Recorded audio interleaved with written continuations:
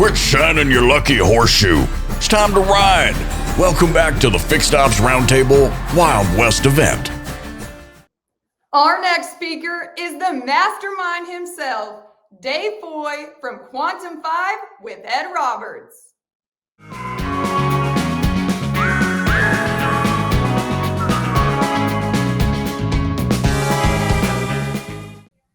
Welcome back to the Fixed Ops Roundtable.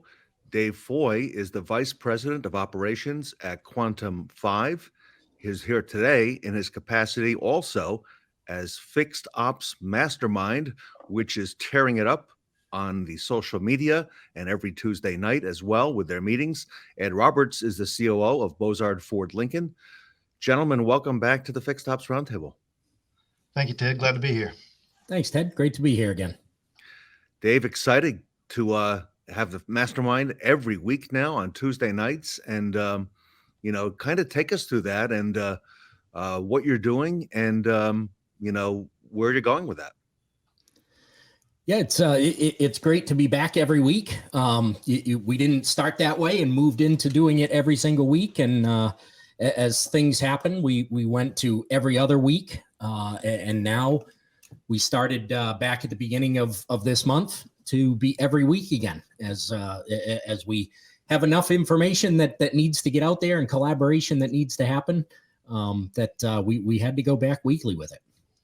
So Dave, tell me a little bit about that, because you said we go back to doing it weekly, or we went back to doing it weekly earlier this month. Tell the audience what you do, because the name Fixed Ops Masterminds makes me think, do I need to be a mastermind to be a part of this? Is that only masterminds? What is it that, let's tell the audience what we do. Yeah, so the mastermind name came from Napoleon Hill, author of Think and Grow Rich, but many other books. But he was the first one to kind of put forth that idea of a mastermind, a group of people getting together, two minds not creating two minds, or two minds together not creating two, but creating a greater third mind. And so that's what we do, is we bring people together so we can all talk about things, have some ideas about things. But the big thing about it is that anybody 4 hours to 40 years into the business has things that are relevant to the conversation, right? We need new ideas. We need proven ideas. We need ideas that we know don't work, so we can work through those things, right? So anybody is welcome inside this call. And the more varied people that we have in there, the better ideas we're going to get. It's also fixed ops. That's kind of a misnomer too. We don't need just fixed ops. We could use anybody in there. And we've had, everybody from dealer principals to vendors, to people completely outside the industry, in there to talk to the group and put their ideas forth. There you go. That's when it starts to get innovative, when we bring other industries in, because we kind of get locked in a box and do things the way we've always done things. I mean, look at Ted there, for instance. He's going back to lanterns to keep lights on. One of the things I enjoy, Ed and Dave, is the interactive nature that I've seen at the Fixed Ops Mastermind. Dave, talk to us about that. And, the fact that you mentioned, whether someone is 4 hours in the business or a long time, they participate in the role on equal footing. Yeah, absolutely. It's not a webinar style. We're using Zoom platform. Everybody familiar with Zoom now, and everybody's there. Their mics are unmuted and welcome to jump in and speak at any time. To either ask a question, give an idea, ask for clarification on something, ask for help with something. That was really the original premise when I started this, was to get advisors and technicians a way to get the help they needed to be able to progress and career path through the industry. Turned into more of a leadership group, but we have still had, like I said, dealer principals, technicians, advisors, parts, fixed ops directors. We've had every person within the dealership, I think, join and contribute. So it's a great place for people to go and have their voice heard in a supportive environment, right? This isn't an environment where everybody's commiserating and complaining about things.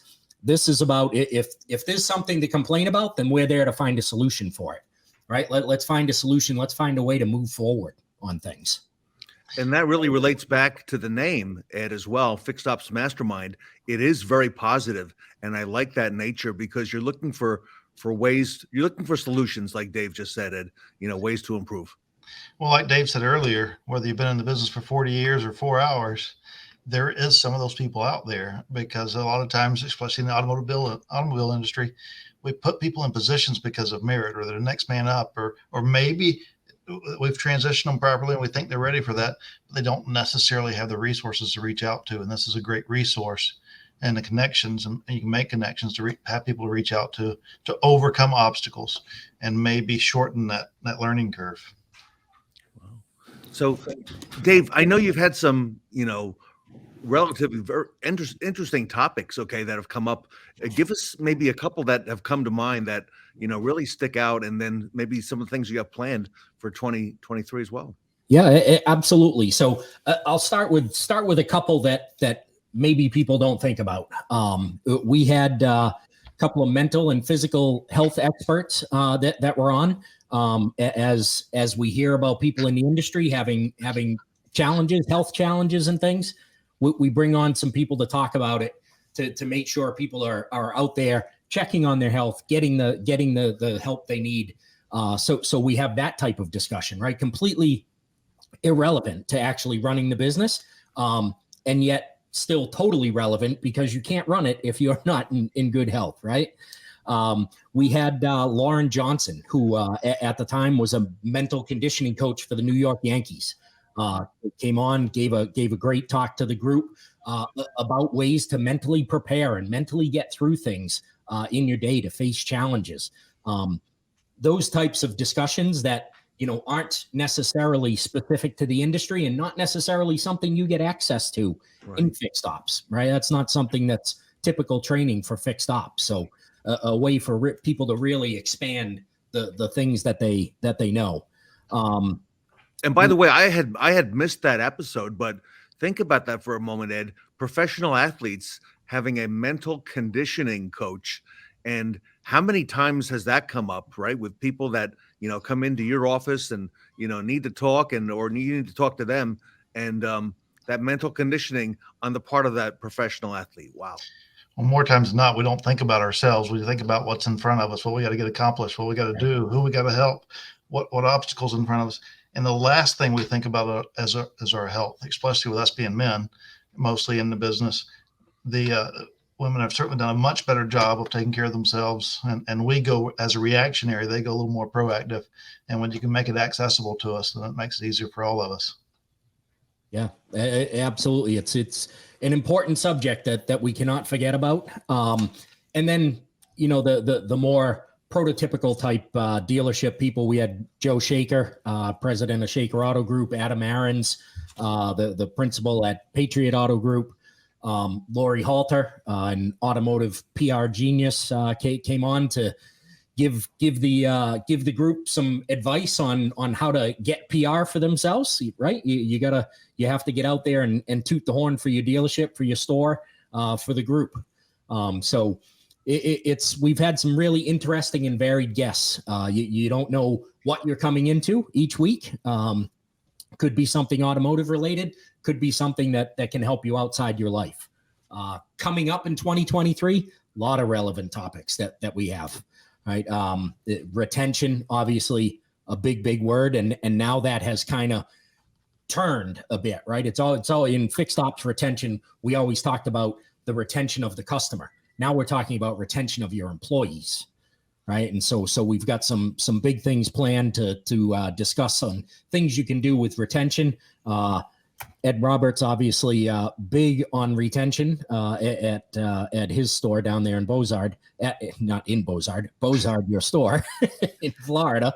And, EV readiness, another thing, big on the horizon. It's coming, and the OEMs have a lot of requirements, and the customers have a lot of expectations with those things coming. Wow. And you touched on something there that we all need to be prepared for: EV readiness. But ultimately, what you're saying is be prepared to take care of our customer. And that's on the sell side and it's on the service side. And we're starting over the last couple of years, really since COVID hit, of finding ways to take care of our customers on different levels with pickup and delivery and mobile service and all those elements that allows us to meet them on their terms. And maybe mobile's not for everybody. There's different parts of the country where it maybe doesn't fit, but pickup and delivery does fit. And those are our opportunities. And when we go back and we look at these SOP parts that's been sitting on the shelf for months, that's our own fault, because we could have went out and took care of them and made it a convenience rather than inconvenience. So it's about meeting customers on their terms. And when you can do that, you're not conquesting new customers. Like you talked about just a minute ago with the retention part of our store. Yes, we've been fortunate to create a very, very, very strong retention rate here. And it allows us to focus on other things. All of us has a shortage of technicians and whatever else. But when you're constantly looking to just replace the ones that you're losing, then you're just staying flat. But when you quit losing them, and then you can find ways to either gain new ones, create new ones, or bring some in, you start to grow. Well, it's the same way with our customer base. Our customer base, we want to make sure that we retain them and do things that meets them on their level to where they want to do business with you. It takes hours, days, maybe weeks to buy a vehicle. That ownership experience lasts years. Yeah. And so you have multiple times to make an impact to where you're the only person they think about when it's time to start that circle of life all over again. And I think part of the intrigue is that, Dave, you've got so many retail leaders like an Ed Roberts who participate. And Ed, I want to ask you about that. How do we get more retail people like yourself, leaders at dealership? How do we get more of them actively involved in this type of thing? Because, the more, the better for everybody, right? And, unfortunately, up until, just a few years ago, we didn't have a whole lot of people, doing all this, like now talking on social media and so on. How do we get more people like yourself involved? Well, like I said a minute ago, it's kind of changed around the time that COVID hit. And this now becomes the way that we all meet. And there's no excuse for not being able to make 20 minutes, 30 minutes, an hour to grow yourself both personally and professionally. And before, yes, I can't travel there, can't do that, I can't leave the family. There's no excuse for any of that now. So now it's about time management and making things happen to where you can progress, because you can't progress your team if you're not progressing yourself. But it's dedication of applying the time that is now readily in front of us or accessible to be able to do now. Yeah, absolutely. It's that's a big point, Ed. This is an hour out of the week, and Ted, to your point, how do we get more people in? The thing that I'd like to really impart on people that are out there listening right now, okay. Every one of us in this industry at some level has some sort of imposter syndrome where you're feeling like, I don't belong there. I don't have the knowledge to talk with those people. Yeah. Right. I felt that way. I started this for technicians and advisors, and a whole bunch of service directors signed up, and I had to really think to myself, what am I going to talk to them about? Right. But what you find out is what I don't know, Ed knows. What Ed doesn't know, Jeff Daniel knows. What Tully knows. Somebody else out there in the industry knows it. And honestly, it might be that guy that's got 4 minutes in the business that knows what you need to hear that week. Don't not come because you feel like you have nothing to contribute or you're not as smart as the next guy. We've all got that imposter syndrome. Yeah. And we are all more capable than we ever feel we are. And so the name Mastermind, you're more powerful with all these minds working together. Another thing, Dave, you're not just focused on one area, let's say service or the service lane or the service drive. You're focused on parts. You're focused on leadership, that entire aura, plus the customer experience. When you were first starting the Mastermind, you were in retail, and now you've got the power of Quantum 5 as part of the Mastermind as well. Talk to us about that. Yeah, absolutely. Really, really proud and grateful to be part of Quantum 5 and be able to get out there and impact further than just the stores that I was at. Right, doing some really innovative things at Quantum with doing not just your typical training, but also sustainment of that training and teaching skills that advisors, salespeople, BDC people can use far beyond just the dealership. right? It's skills in communication. And it's skills. I want to keep using that word. It's skills. It's not word tracks. It's not that type of stuff. It's actual skills that you use to then propel yourself further in the industry. Ed mentioned time management. That's part of our leadership series is time management. That is going to become part of one of the things that we're teaching advisors. It's a lot of times something an advisor has trouble with is understanding time management. And there is a way to go about that. There is a way to teach that other than just knowing how to balance something, right? So it's great to have that power behind us now and be able to get out there and impact more people than just one store. And time management for leaders like Ed Roberts. Ed, you did a session recently, remember, with Doug at Longo Toyota, and you both talked about, how sometimes the day can get away from you, right? Talk to us about leadership, Ed Roberts, and that time management, and maybe that is also an added feature for the leaders to get involved. It is. We have to bring purpose into the day, because if we don't bring purpose into the day, we're just surviving the day. We're just surviving. We're reacting to things. And when you bring purpose and you have a plan and you have things that you need to get done, maybe you don't get any of them done today because you had to react to the day. But if you don't ever bring those and move to tomorrow, but if you don't ever bring them, then they never move to tomorrow. And when you bring things over the course of a week, you're going to check off 4 or 5 things. Well, that's 4 or 5 things that you made progress with.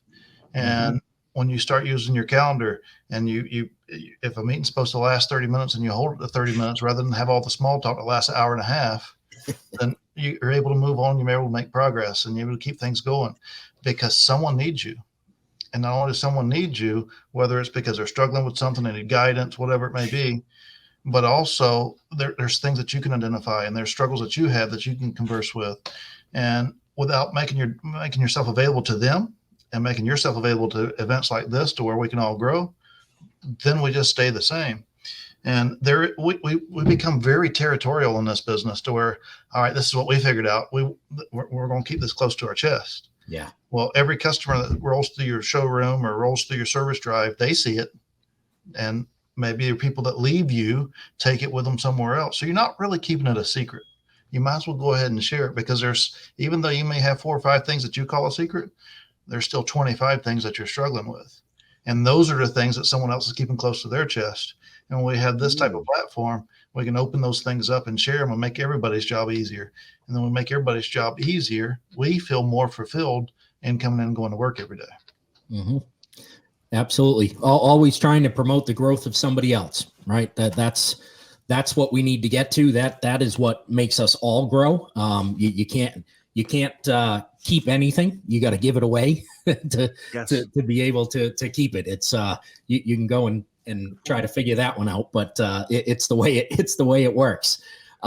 It's the reason that I hashtag all my posts with family instead of family. It's Fixed Ops Mastermind family, right? That's what this has become.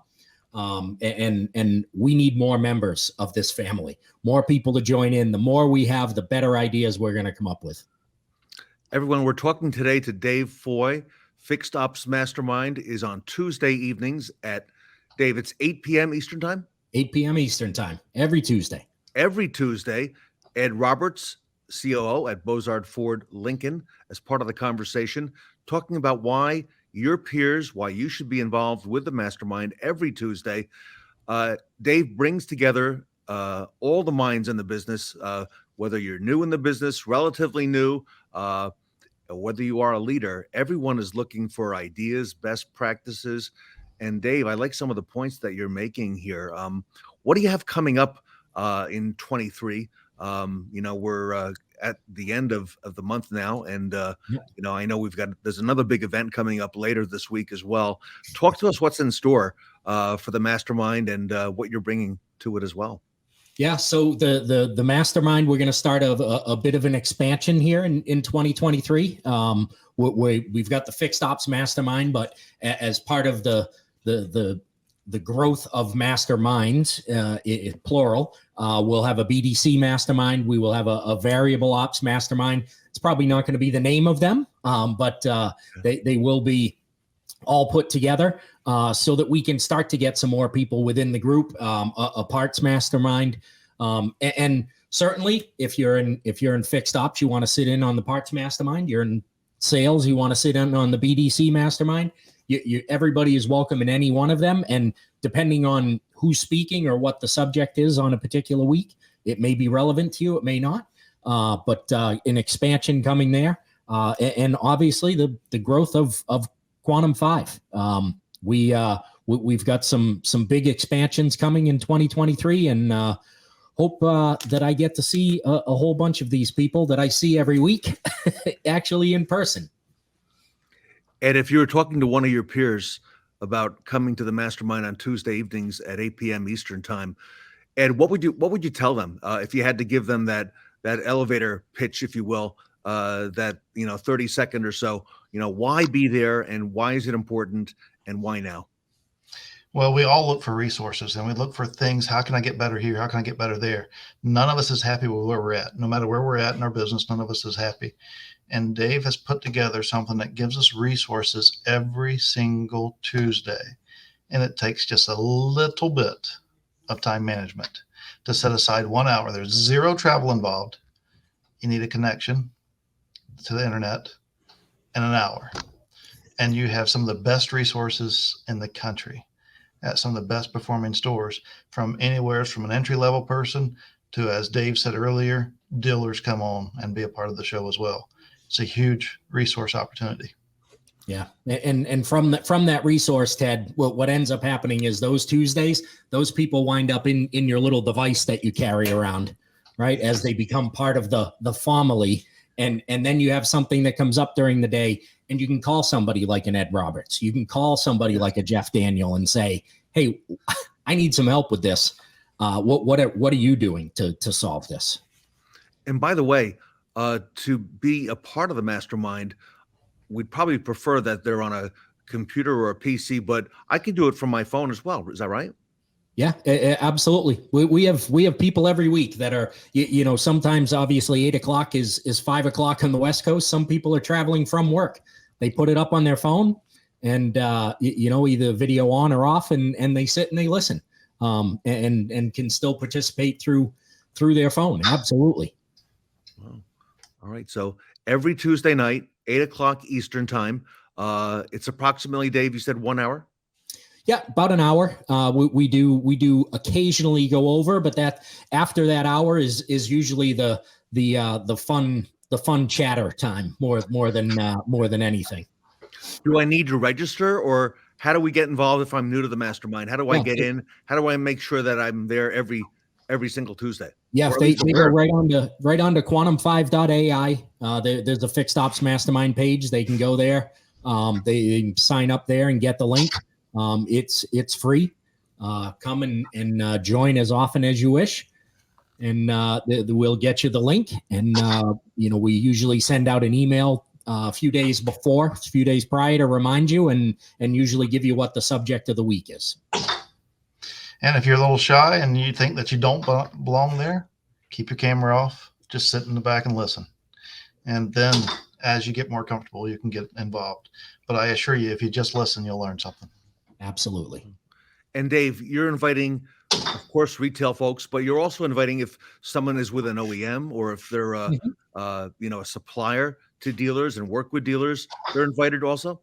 Absolutely. No restrictions other than not directly selling on the mastermind. That's certainly not what we're there for. But people come on. We have vendors that are there every single week, and obviously just being there, and as they talk about their knowledge and things, people want to know about things, and so they'll ask them about it, and that's how we all share other information out there.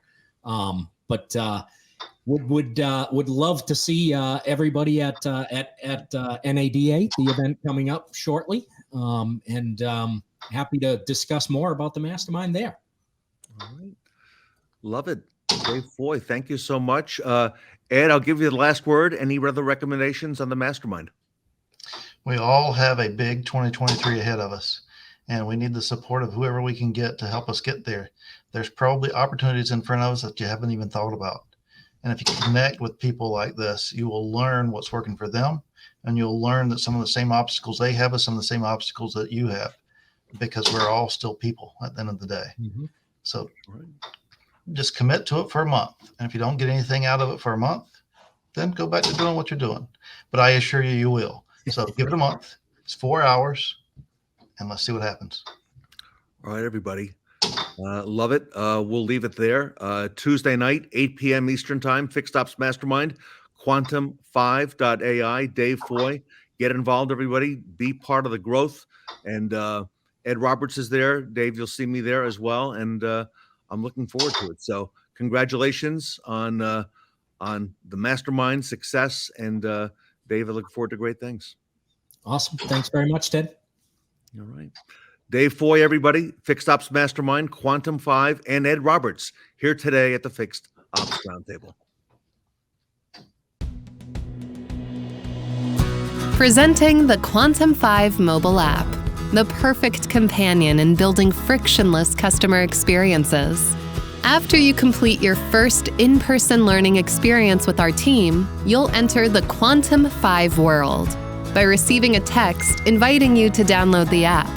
Follow the steps from that link to download the app and verify your phone number. Then you're in. You'll then receive a congratulatory message and an introduction from Dave O'Brien, CEO of Quantum 5. Next, you'll select your social style, or you can take a quick assessment to determine it again. Once you choose your avatar, you're ready to get started. You must complete one card of each social style before you can unlock more personalized journeys. Next, we take you to the dashboard of the app, your one-stop source for all the information you need about your current progress, news, or daily quick tiles. Quick tiles are customizable tidbits of knowledge, quotes, or maybe a question to help you think about interactions you've had during your day.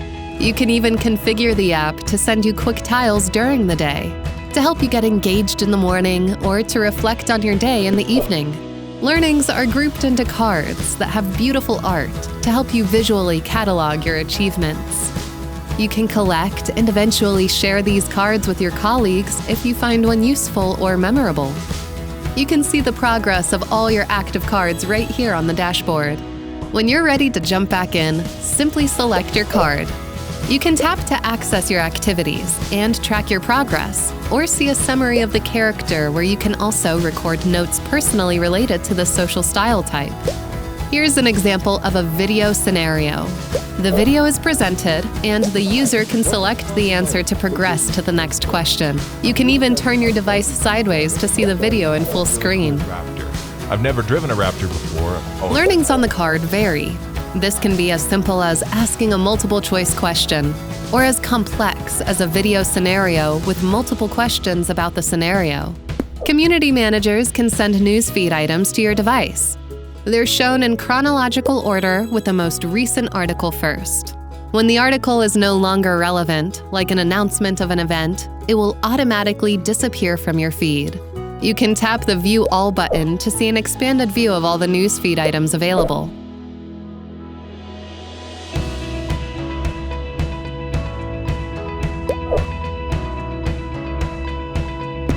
Depending on where you are on your learning journey, you might be able to start a new card.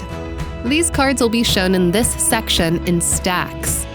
Based on which card you choose, you can progress forward in your journey, or you can stay at this level and learn more about the current or previous topics.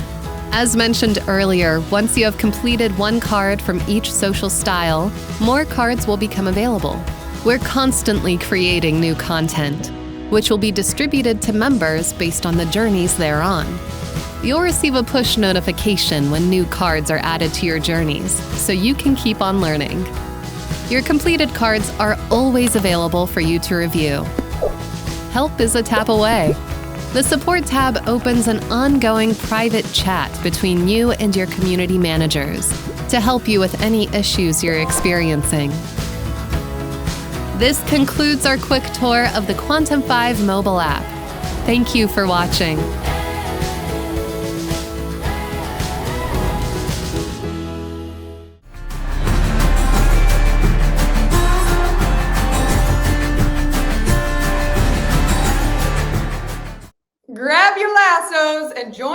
for the Modern Retailing panel.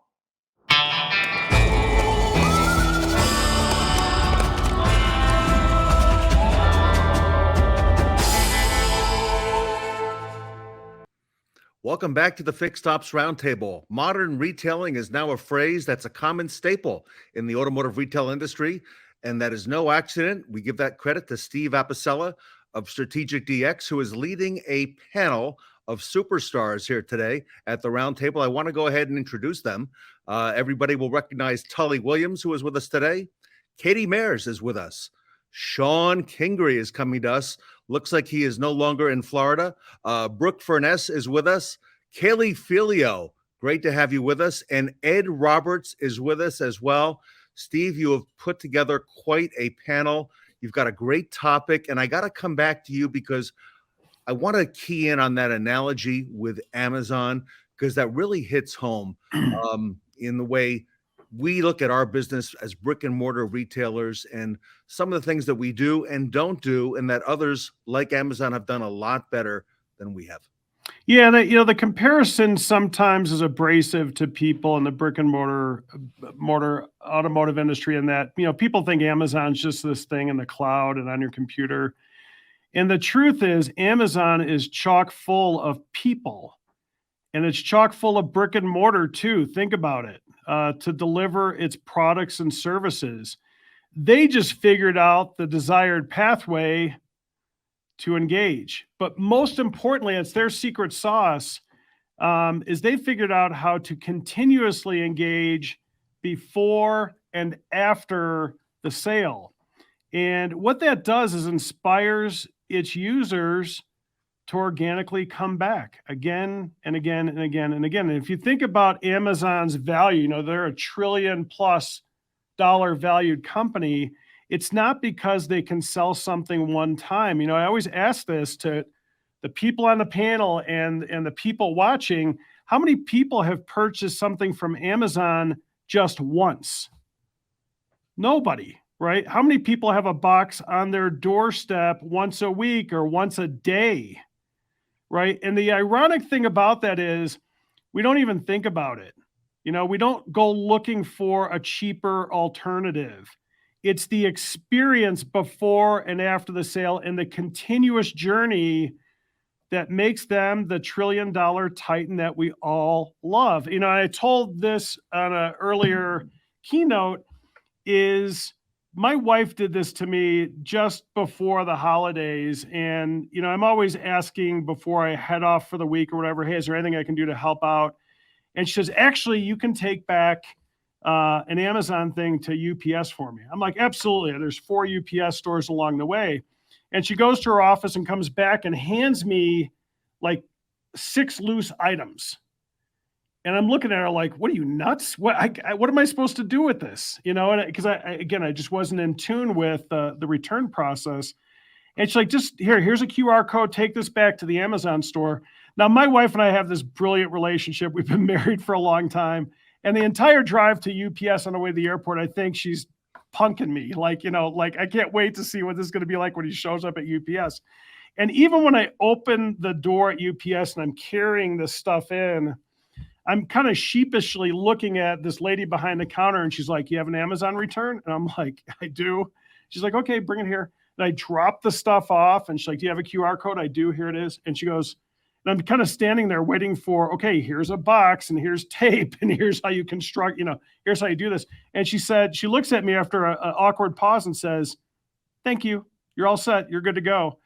And I left the UPS store and went across the parking lot to get a cup of coffee at McDonald's and purchased it and went to my car. And because my family's Amazon account is connected to my email, before I started my car, I got an email saying that the products had been returned and the money's been returned to my account. Steve, Tully is chomping at the bit. Tully just can't wait to get going. Let's go, Tully. So, Steve, we talked about this on several roundtables. Shon Kingrey, Ed Roberts, Brooke has been involved in the panels as well. Tully, give us a little bit of the background. And I know you have recently become a Strategic DX client. Talk to us about that. So here's the deal. We're in the repeat referral business, right? That's what we're in. We sell 4 products at the group. If your sales and service is not working together, as I do, I share the same office as the variable director. Because we work together. What drives repeat and referral business? Selling those great F&I products that we sell our family members. But here's the problem. If we do that, we have still failed, because what happens when they come into the service drive? The service writer looks at them like, I'm here for my service. It should be free. You're like, what do you mean you're talking about it's free? What do you have? What did you buy? And they're like, I bought it here. You're like, yeah, so those guys don't come in. They're on the T schedule, 10 to 2, Tuesday through Thursday. They're not here. I don't know what to tell you. But here's the answer, my good friends, is that now we have an app, and they said, here, download it today. Let me show you, or let me scan your VIN. And guess what? Oh, you bought that? Oh, that is fantastic. Oh, you got the maintenance. Oh, great. I see you bought the din and ding. We can get that fixed for you today. Now you're an advocate for the customer. You're letting them use those great products that they bought when they bought the car in the service drive. And we now know everything. We can submit a claim through the phone app.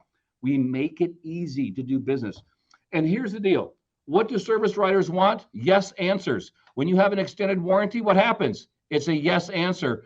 These things make everybody happier, from the customer to the service writer to the ultimately repeat and referral business. Because now when they buy their next car or tell their friends and family, what are they going to do? Make sure you buy the maintenance. Make sure you buy that extended warranty. Make sure you buy the key, because I know you lose keys all the time. This is what the winning ticket is. Shawn, I know you saw this opportunity early on. I remember our conversations. Talk to us a little about that opportunity and bringing modern retailing to the modern age.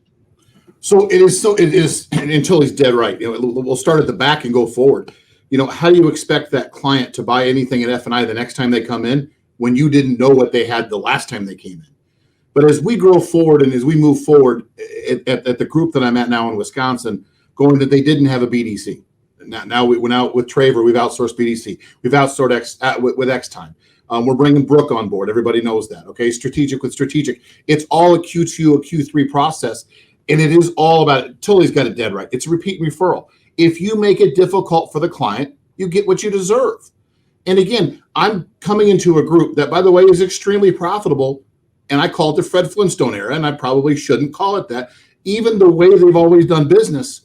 But I'm also the guy who walked into a meeting with the board and says, I'm giving you 18% return this year. We're going to do 18% growth year over year. And everybody looked at me like I had a third eyeball. Guys, it's just putting the processes in place. And what this panel is putting the processes in place. Very simply, that's all it is. It's streamlining the process. You're here for the client. It starts with appointments. You need to schedule what's convenient for the client, not what's convenient for your advisors. Okay? Again, Tully's point, on the service drive, you can scan the VIN. All of a sudden, you don't have that blank look where we've all talked about, this is our 5th or 6th or 7th panel together, where you're telling the advisor to already start off on the bad foot and you expect good CSI. You get 3 minutes with that client. That's all you get. And you're already starting the first 30 seconds off. Mr. Customer, have a seat in our world-class waiting room and have a coffee and donut on us while we figure out what we sold you. Thank you. That's not okay. What we sold you a week ago, Steve, even. Yeah. We don't even know. And here's the other thing, sometimes people, and I know everybody on the fixed op side feels this, is everybody's motivated by sales, sell more stuff, right? And customer experience seems to be, if we can make it better, great, but we need to sell more stuff. Well, think about this. In the pursuit of improving the customer experience and the service advisor experience with their customer, because they're ill-equipped and it's not their fault. They're just not given the data they need to be able to properly support their customer. But does fixed ops want to sell F&I after the point of sale? Of course they do. But here's the problem. If you don't know what they already bought, how can you sell them something they haven't bought? That's a problem. And this is where you can solve both. And again, for clarity, I like to tell people, I'm not telling anybody to stop the F&I menu presentation process during the sale of the vehicle. Of course not. But should all that relationship and revenue value reside there alone? It doesn't make any sense why we create that self-inflicted limitation. And the other thing, for clarity for anybody watching this, keep your providers. I'm not trying to get in the middle of that relationship, right? But a new bar has to be raised by dealers with their agents and with their third-party administrators about what is acceptable and what's not. If a dealer's support community can't illuminate not only what the customer purchased from them, but be a part of a process so that the service advisor has one process to see whatever the customer bought, even through multiple administrators. It's not okay for the service advisor to go through 3 or 4 or 5 different platforms to figure out what we sold them. That's not okay. And this is where, again, expectations, we have to demand that our industry and support community, and I'll also say, I know that Tully and Shawn and Ed run outstanding organizations. But for our industry to thrive, our industry has to raise the bar. It's not just one dealer. And that's why I applaud shows like this. I'm at conventions throughout the year, and I cross paths with all 3 of these guys. In fact, everybody on this panel, because they're out there not just promoting what they do, but helping to elevate the results and the value of the industry that we all love so much. Ed, you've got a big operation. You got a lot of moving parts. You're going to write a lot of repair orders today and this week and this month. And congratulations to you, Ed, on all the success that you and Bozart are having. Talk to us about how that impacts a big organization like you with a lot of advisors and a lot of techs. Well, man, there's a lot of good stuff coming out of here. And let's talk about what we started this with Amazon and how Amazon has changed how we go to market and so many things it does for us, and the convenience of it, and showing up at the UPS store and it being refunded almost instantly. We're used to things being at our fingertips. We're used to things being right here. And with this allows us to take care of a customer with things at our fingertips rather than going back and forth, going to Target, going to Walmart, because that's what that's doing. It's eliminating all those trips all over the place to figure out what we sold somebody. And then in today's time, yes, we got customers that their trade cycles every 5 years and 3 years and 2 years, and they're all across the board. But there's customers that never bought product because their trade cycles every 6 to 8 months. Mm-hmm. Well, in today's world, there's no 6 to 8 month trade cycle, because you can order a vehicle today. You can buy a vehicle today, order your next one right now, and you're not going to see it for over a year. So it's another opportunity for us to sell product. And then when we sell that product, being able to build the confidence for them to tell their buddies that's in the same trade cycle that this saved me. Talked about the key thing earlier. That's where that starts to compound, and it becomes easier. It becomes, let me offer it and you choose what you want to buy rather than me sell it to you. And it's all about tying it together and building the impact to where we truly can be in the repeat and referral business. You know, Brooke, Tully talks about that repeat and referral business, you know, and that's also now a huge mantra, right? We talk about that all the time. But Brooke, it's hard to imagine that this has gone overlooked for so long in our industry. And now there's been an awakening, it seems, where everyone is like, you know what? This is a really valuable and needed piece. Talk to us about that. I think needed, shockingly, is an understatement. It is more than needed. It is so crucial. Throw any other synonym in there. And going back to, we started, as Ed said, we started with the Amazon experience. So I don't know when it was. It was some time in history, but it was recently, I will say, that I started getting emails from Amazon saying, hey, how often do you go back and check to see if we gave your money back, and check the history of things? And that just goes to show that, like, Amazon is constantly saying, hey, how can we improve?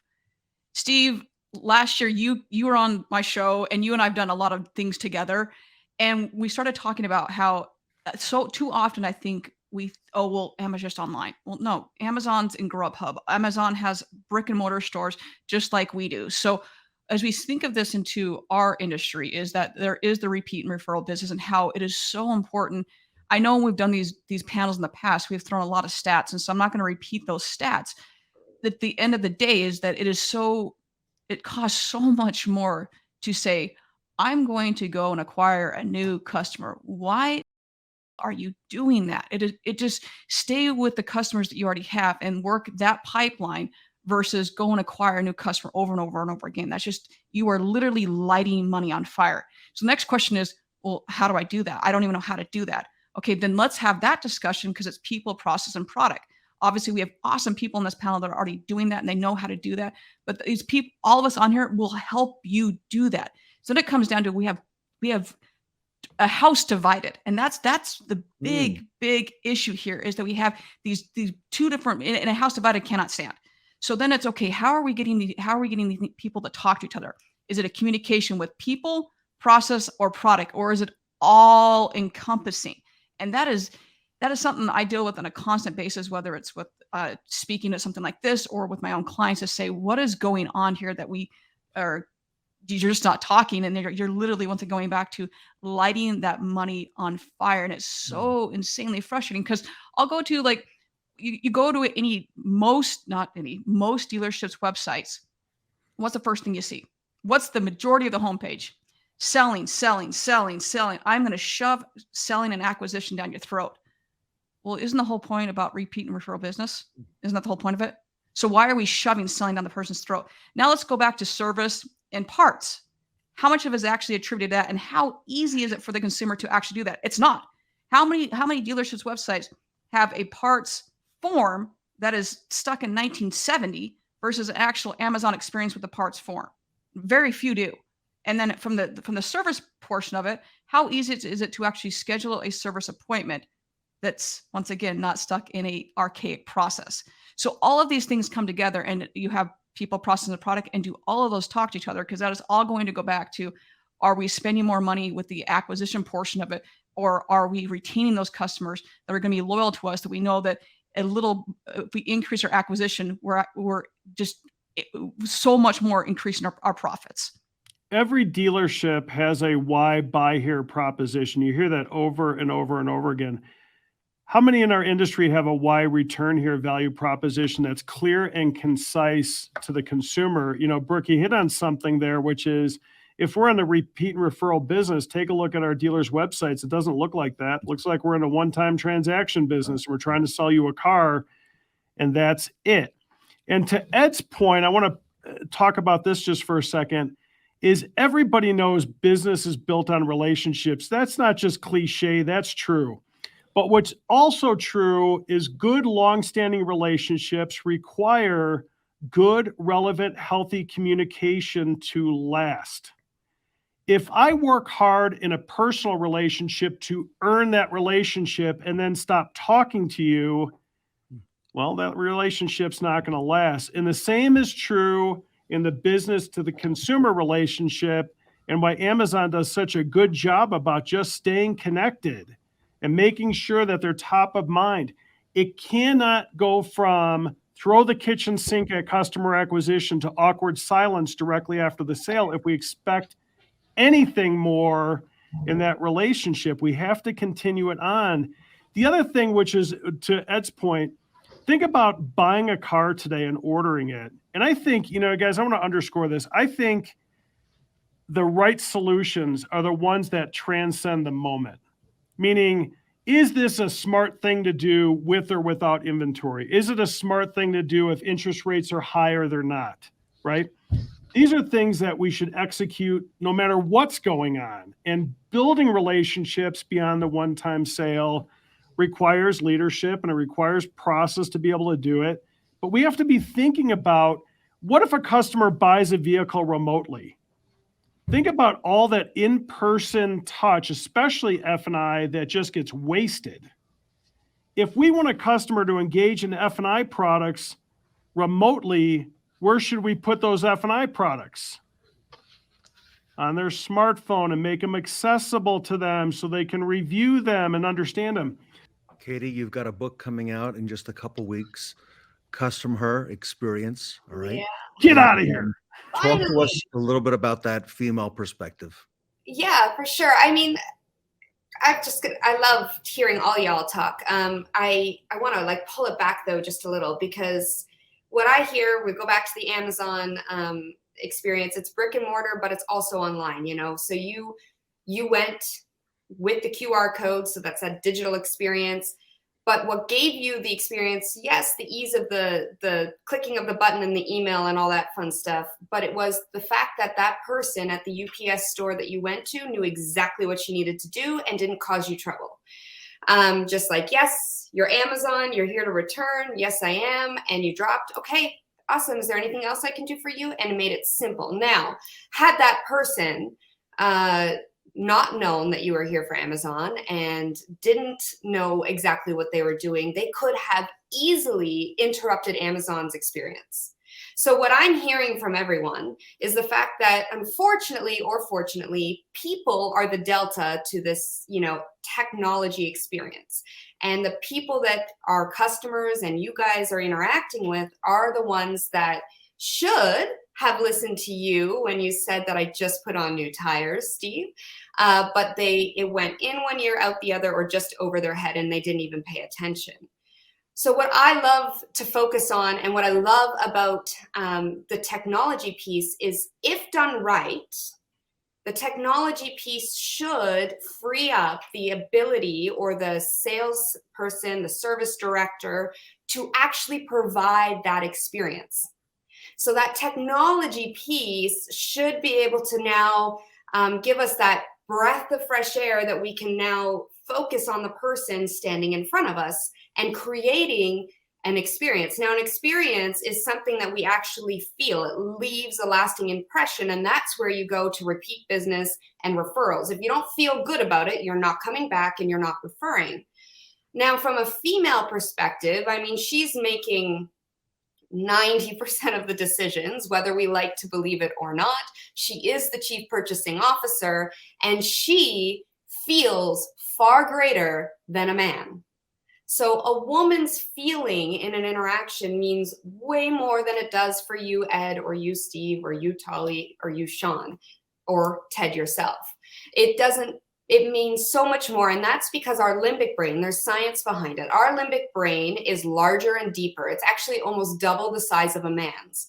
So when she feels good about something, she is going to not only communicate that to her friends and her family, she's going to, now we've got this megaphone called the World Wide Web. She's going to leave those reviews. She's going to talk about it. And she's that decision maker. If she has a painful process, and I'm not just, the technology is one piece, but when she comes in and interacts and that sales associate truly doesn't show they care, or that service advisor truly doesn't show they care, she's out of there. She doesn't want to deal with you again. So we have to be able to marry together. And I think that's a really, when I started in the customer experience business, 20 years ago, it was really about the brick and mortar experience. And that was all we really had, was the journey through time when we interacted with each other. Well, now in modern retailing, we have to marry the two. It has to be a complete holistic experience. And so we have to take that technology piece and sell it to our team as a piece that's here not to do the job for you, but to ease the pain for you so that you can now create that relationship, because that relationship is what's going to bring them back.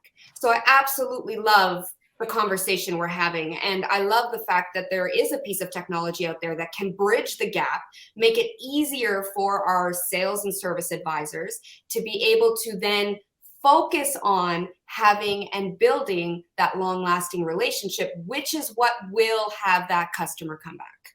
Katie, I love that. I'm going to buy your book too, so I got to figure out when that's available. I love that. I often say, as a technological provider, that technology, when done the right way, doesn't replace the in-person engagement. It enhances it by removing the long-standing pain points. That's it, right? That's what technology is supposed to do, is to amplify that in-person engagement. When you were talking about I think you said something, this is the way the guy's brain works, that women are smarter than men. I think that's well, we are, but no. But it was interesting. I heard a comedian recently say, when a guy is asked, how are you feeling? We internally go through a short checklist, which is, I'm not hungry. Nothing hurts. And I don't think anybody's waiting on me for anything. That's kind of like, oh, I'm doing okay. But I agree with you. I mean, I'm really blessed that in my life that I have this really strong woman as my wife. And, if anybody asks me who rules the roost or makes decisions in my house, there's no question, or who influences those decisions. So I love what you just said. My niece recently went through a car buying experience where she came into a dealership. She called me up afterwards, really proud that she bought a car. And she went to a local dealer, to buy a car, and nobody paid attention to her. Now, she's a beautiful, young, 28-year-old lady, and nobody gave her 2 seconds thought. She ended up buying a car online and explained how easy that was, and that, she wouldn't have even thought of it if she wasn't ignored at her local dealer. And that's a shame. Again, we do have to recognize that the demographic of our buyer today continues to evolve. And it just happened last year in 2022 that more millennials bought vehicles than the baby boomers. And when people are talking about the millennials are coming, it just makes me sick, because the millennials are here, and guess what? Gen Z is not coming. They're already here and old enough to buy a car too. And newsflash, there's a generation already after them. If you guys don't know, or people watching this, that generation, the alphabet just goes around the circle again, is Gen A. They're already born. We have to understand what customers expect and what customers need to have those feelings and to make a qualified decision. And we need to exceed those expectations. There's no doubt about it. Katie, well done. Awesome. And I know there's a couple of comments we're looking at internally here. Kaylee had some things to add. Oh yeah. So I wanted to go back to the tires when you went there, and the service person was kind of like, I think that happens a lot because the service and parts are so disconnected that they're afraid that they're not going to have the parts. And I think what we were talking about in the chat was communication, bringing the parts and service together so that service isn't afraid of parts, because parts should have the parts, and allowing the service people to feel confident and say, no problem, we can get that for you if you don't have it. I think that's the biggest thing that I see happen a lot, is they're just not confident in their parts department. Guess what? Customers do want to protect their ownership experience, and they do want to protect their car, and they want to do business with you. We just have to make it accessible and easy for that to happen. And then I love to, Brooke, can you share your statistic? I thought that was... Oh, yeah. So it's a 2% increase in customer retention can have the same effect as decreasing costs 10%, and a 5% increase in customer retention can increase profits by more than 25%. So as whether the market, as it changes and whatever, there's some things we control, there's some things we can't control. I'm fully aware of that. What we can't control is customer retention. If we do our job correctly, of all the wonderful things that have been said, customer lifetime value. There's been so much buzz over the last however long you want to say about CDPs and CLVs and yada, yada, yada. Insert whatever acronym you want to throw in at this point. But it all comes down to retaining the customer. And when you do that, man, you make a lot more. And I'm going to repeat this one more time. A 2% increase in customer retention can have the same effect as decreasing costs 10%, and a 5% increase in customer retention can increase profits by more than 25%. Tully, let me come to you to bring it home. You've recently installed Strategic DX. Hard to get it started, and how was that process? Process was very easy. Steve makes it easy. The issue you have is writers do what? They want to know what the customer bought. We want to tell the customers what they bought. And you know what? The biggest problem we have between sales and service is we don't know what they got. It's not like we don't have a process. Nobody has built it. Steve figured it out. Put it on a cell phone, scan the VIN, ping the provider, and guess what you have? Live access. Put it in your DMS, doesn't work. People cancel, people add, they do all kinds of things. This is a real time. It takes less than 5 seconds to get it what we want. He also has other brands. So now if it's not just what we sell, it's what CarMax sells, right? It's what we have out there. So make your advisors great. I love what Katie said. It's all about the people using technology. This is exactly what Steve has done. We are so excited. Our test store was Acura. It is running so successfully. We cannot wait to launch it. The service managers are begging. I am not exaggerating, begging for this product. Tully, if our dealer audience wants to reach out to you, I'm sure you can provide them some feedback on it. And Absolutely. Tully, if our audience wants to find out more about Steve's product, Tully, what's the best way for people to reach Steve? Steve is, go to the website, talk to him about it. Steve's going to make it happen, my good friend. You know what? Steve's everywhere.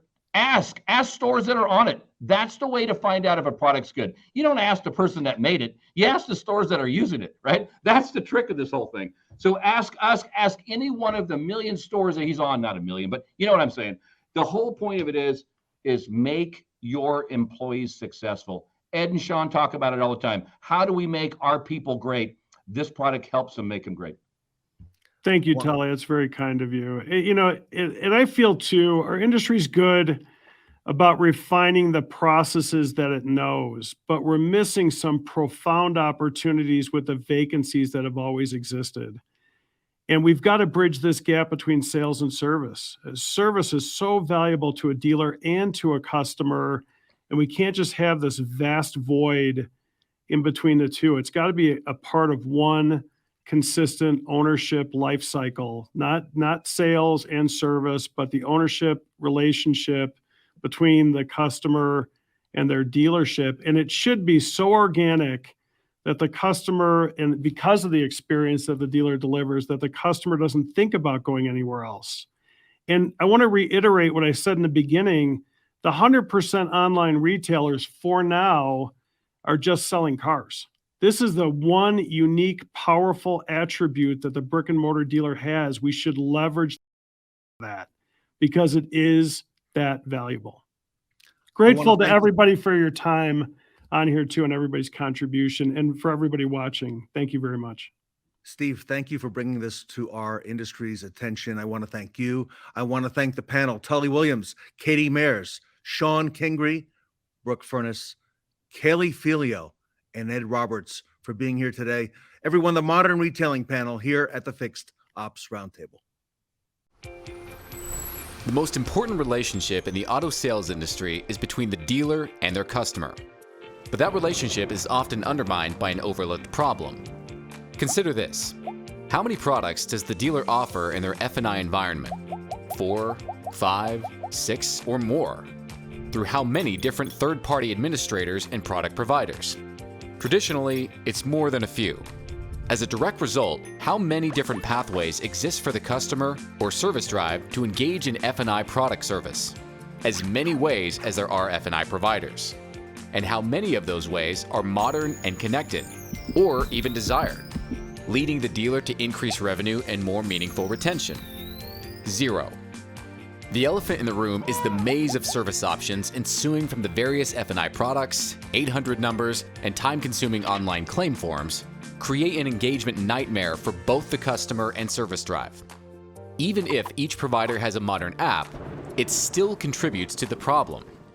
If the maze of required service pathways were disclosed at the point of sale, customers would probably turn and run. It's no one's fault. Truth is, the multiple TPA product provider F&I environment is tactically smart for the dealer. Dealers choose the best products through the best providers, who offer their unique attributes to strengthen the dealer's position. While the use of electronic menus employed by dealers presenting multiple TPA products improves compliance and customer acceptance, it does little to address the dizzying array of antiquated pathways currently available to the customer and dealership when service is needed. Your dealer experience solves the dealer-customer engagement problem, especially when multiple providers exist. YDE deploys one dealer-branded technological platform for servicing all products sold in the F&I environment, modernizing the process and ensuring the customer and dealer are always connected. Both customers and the dealer's service drive can view all F&I product purchases and details in one place, even with multiple administrators. YDE enables customers to submit a claim, receive approvals, and engage in service from one dealer-branded solution, creating an intuitive service experience for everyone. Dealers can additionally communicate directly to customers with service reminders, announcements, product offerings, events, and more, creating a new customer experience moment powered by the dealer. YDE fortifies F&I administrators and product providers with improved loss control, greater claim accuracy, and faster processing times, while leveraging transformative claim adjudication methods and next-generation workflow efficiencies. More importantly, it's a powerful sword for the F&I administrators and product providers to successfully compete on the battlefield of customer experience, to increase revenue and more meaningful customer retention. There's no need to change existing F&I processes, products, or mechanisms. YDE connects the disconnected, strengthens relationships, and builds greater profits. We believe it's the dealer's customer and should always be their relationship.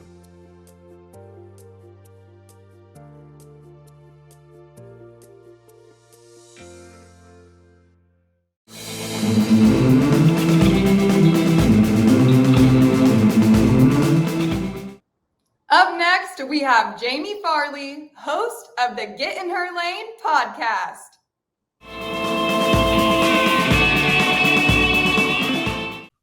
Welcome back to the Fixed Ops Roundtable. It is a great honor to introduce our conference to the next guest.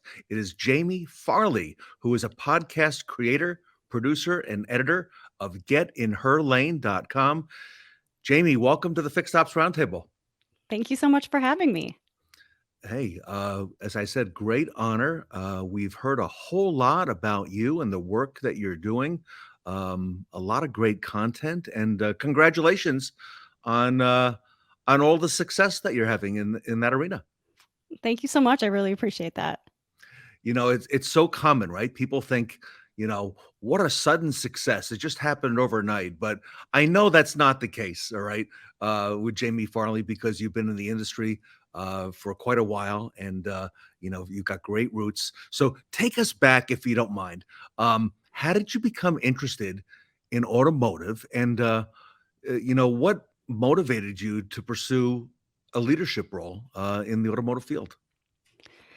Yeah, so I think my story is not too dissimilar from some other people who end up in automotive.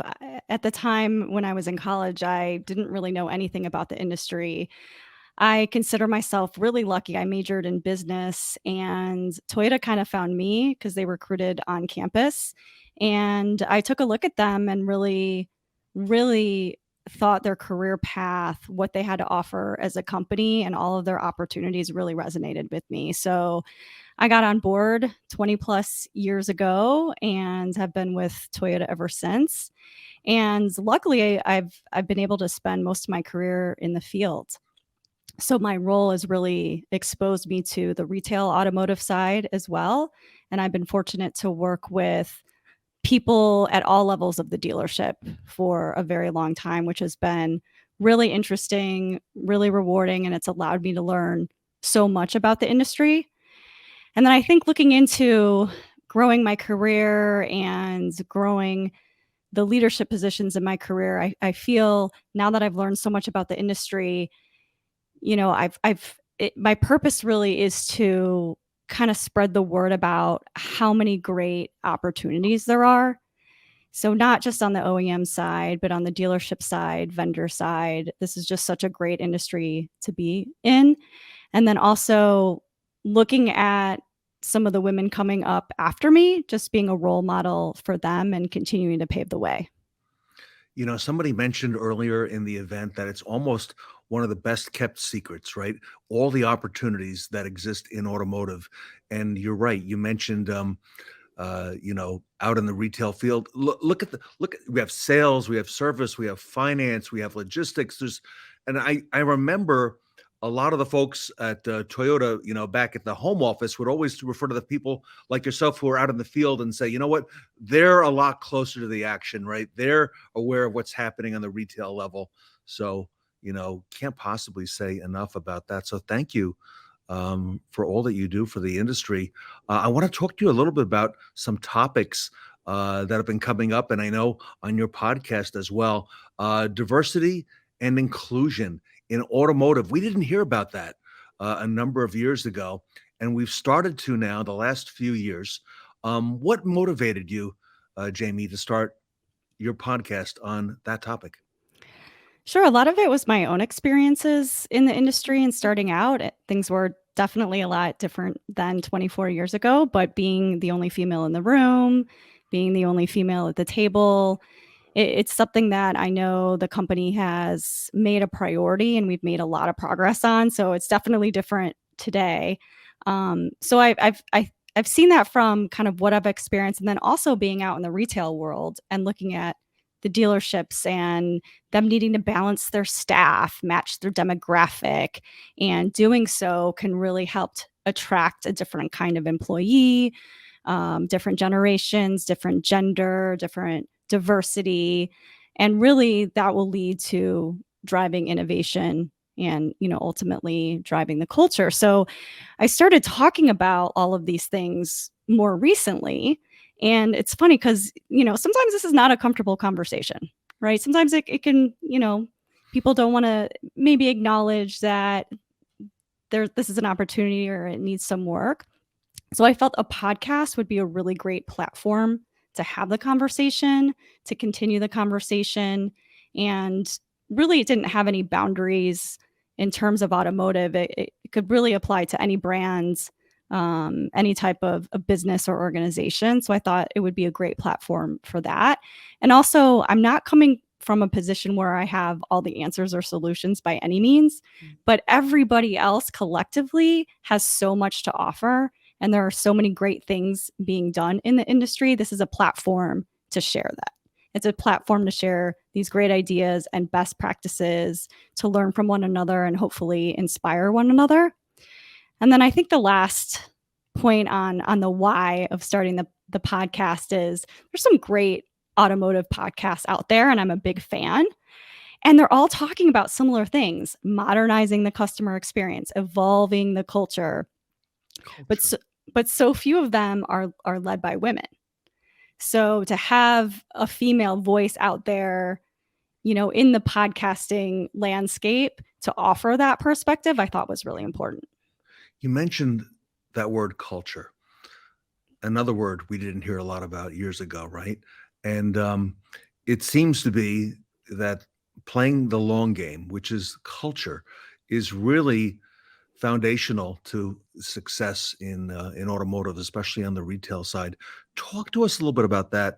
Why it's really, it wasn't a popular term a few years ago, but now you hear more and more people talking about, what, all these little issues and all these things add up, and you can trace many of them back to the culture. Yeah, and thankfully more and more people are talking about it. But it definitely starts within. It's in any organization, dealership or otherwise, with your employees. Who are you attracting? Who's working there? Who are you retaining? You have to have an environment that definitely focuses on the employee. And when the employee finds that it's a great place to work and you can retain them, it's going to translate into a wonderful customer experience. And a customer wants to walk into a store or a business where they see other people that look like them, that represent them, and all of that diversity really inspires diversity of thought that creates innovation. And I think that's just a really important piece. So evolving the culture, there's a lot of turnover in the retail world. It's kind of just how it is, but how do we reduce that? And there are ways that it can be reduced, and we can reduce the turnover and attract really, really good people to this industry. Jamie, talk to us and share maybe some topics that you've covered in the podcast in the past, this last year, and that you plan to cover on the show, in the coming year. Absolutely. So we just wrapped up season 1. We launched the final episode of 2022 in December. And we're really excited about that last episode because we chatted about the technician shortage and how few females in the industry are actually dealership technicians. And we did so by featuring a female general manager who has worked her way up throughout the organization and has really done a lot of great things with the culture in her dealership, where there's a good portion of her staff and management team that are female. And we also had on her female service technician, and and she spoke and we got to hear her story. And that was really great too, because she's such a role model for the dealership and for what she does specifically in the industry. And, we hope that there are some good takeaways there to inspire others to consider this career. And not easy for anybody, man or woman in retail, right? And there are a lot of contributing factors to that historically. Okay, we've had long hours, right? We've had working on weekends. Okay, and a lot of that has not been conducive to a life outside of the dealership, and it hasn't been easy for anybody. And especially I would imagine, women as well. Okay, there's a lot to consider, in that dealership model. Absolutely, and those are all the things we're trying to tackle with the podcast and the topics. We've also, had on some inspiration from other leaders in the industry about growing confidence and finding your voice. Industry experts about how to do a better job with incorporating DE&I into your organization, how to form an employee resource group at your dealership or place of business, if that's something that you want to try to do and implement.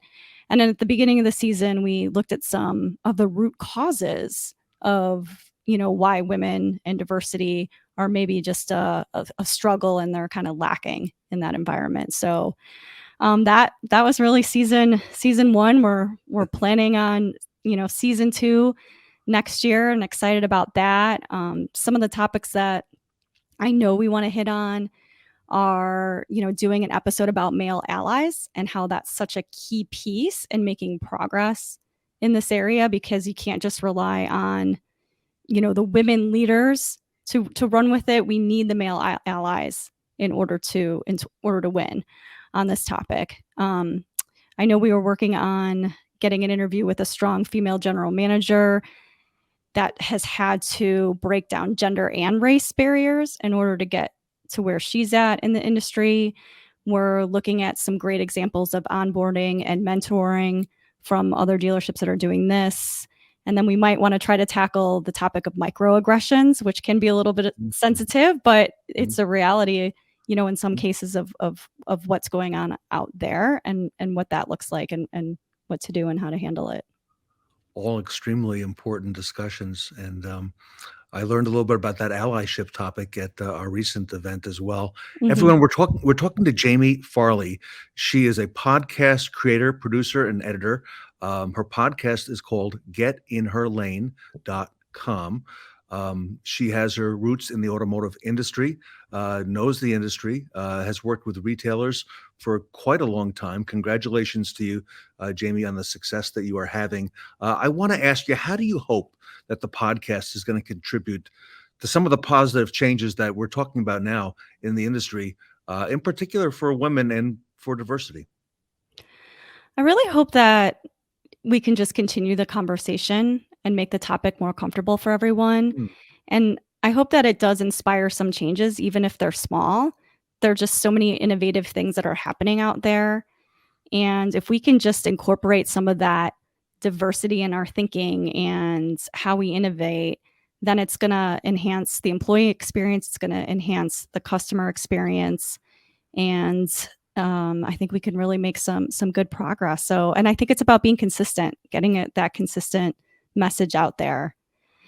It's all about sharing best practices, and hopefully, if you don't know where to start, the podcast is a good avenue to just kind of listen in and get some ideas, and hopefully evolve the culture. It's not going to happen overnight, but if we just do it consistently, it can help. Yep. Last question, Jamie, for today. How do you see your podcast evolving? I know nobody can see the future. There's going to be a lot of twists and turns for all of us that nobody expects, in the coming months and years. And what are your long-term goals? Yeah, thanks for asking. Actually, starting a podcast was quite the adventure in and of itself, something I had never done before, but I'm so glad I jumped in and learned it. It's been a lot of fun. I think for next year, we're going to be just really focused on getting great content for all of the episodes, so we have something really good to share out there and continue the idea sharing. So really just, finding industry experts, finding other dealerships that are doing innovative things, other companies, other organizations that are doing this well, so we can continue to inspire and make change, again, even if it's small. Ideally, I want to continue growing the listeners out there. Again, no barriers to brand or specific business, just automotive in general. And ultimately, I feel like if we are able to make these changes, adapting some of our processes to attract more women in diversity, then we're doing what's best for everybody out there. Love it. Jamie, if our audience wants to learn more, find the podcast, how do we do that? I can be reached on LinkedIn, so feel free to DM me there. And I can also be reached through the podcast website at GetInHerLane.com. All right, wonderful. Well, Jamie Farley, congratulations, and look forward to big things here in 2023 and beyond from GetInHerLane.com. And Jimmy, thank you so much for, telling us a little bit about you and, the why, right, behind this podcast today. Thanks so much for having me. Jamie Farley, everybody, the creator, producer, and editor of a podcast, GetInHerLane.com, here today at the Fixed Ops Roundtable.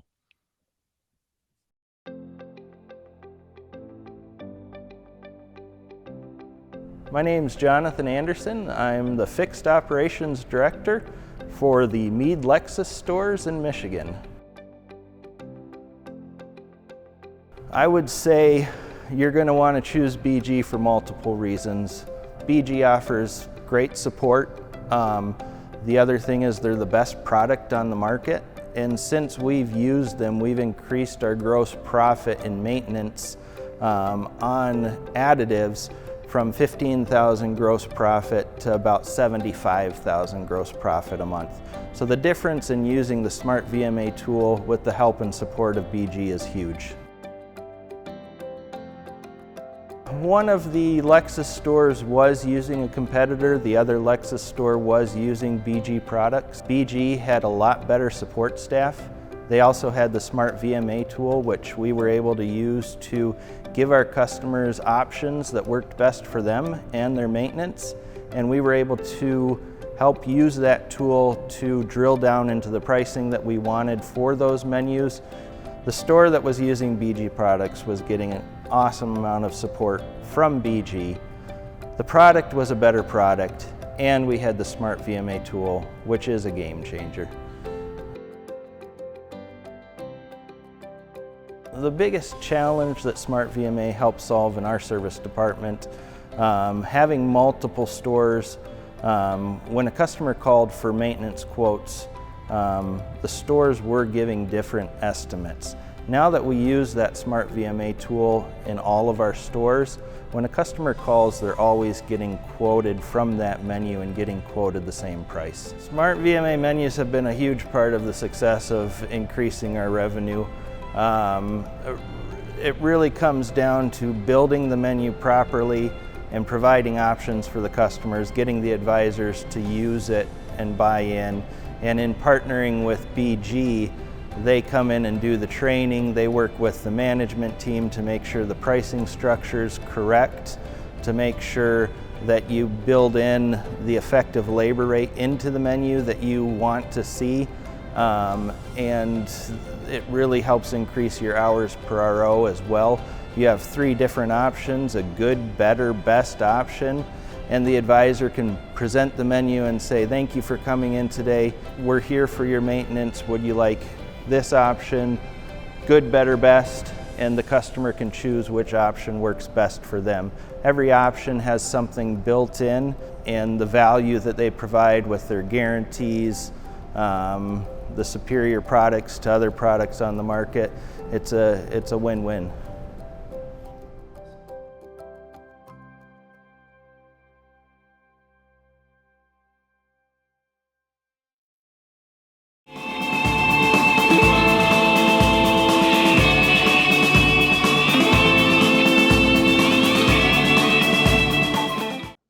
Howdy, partners. Grab your phones out of your saddlebags and vote for the Best Practice Awards by scanning the QR code on your screen. The Best Practice Awards will be announced at the end of the show. Remember, every vote counts, so make sure to vote for the 5 speakers or panelists whom you think are the best and brightest speakers on the Fixed Ops Roundtable. And don't forget, you can only vote once. We're not hitting the hay just yet. Welcome back to the Fixed Ops Roundtable Wild West event. Up next, Shawn Butler, Darryl, Terrell, and Michael Moore are here to share with us opportunities for 2023.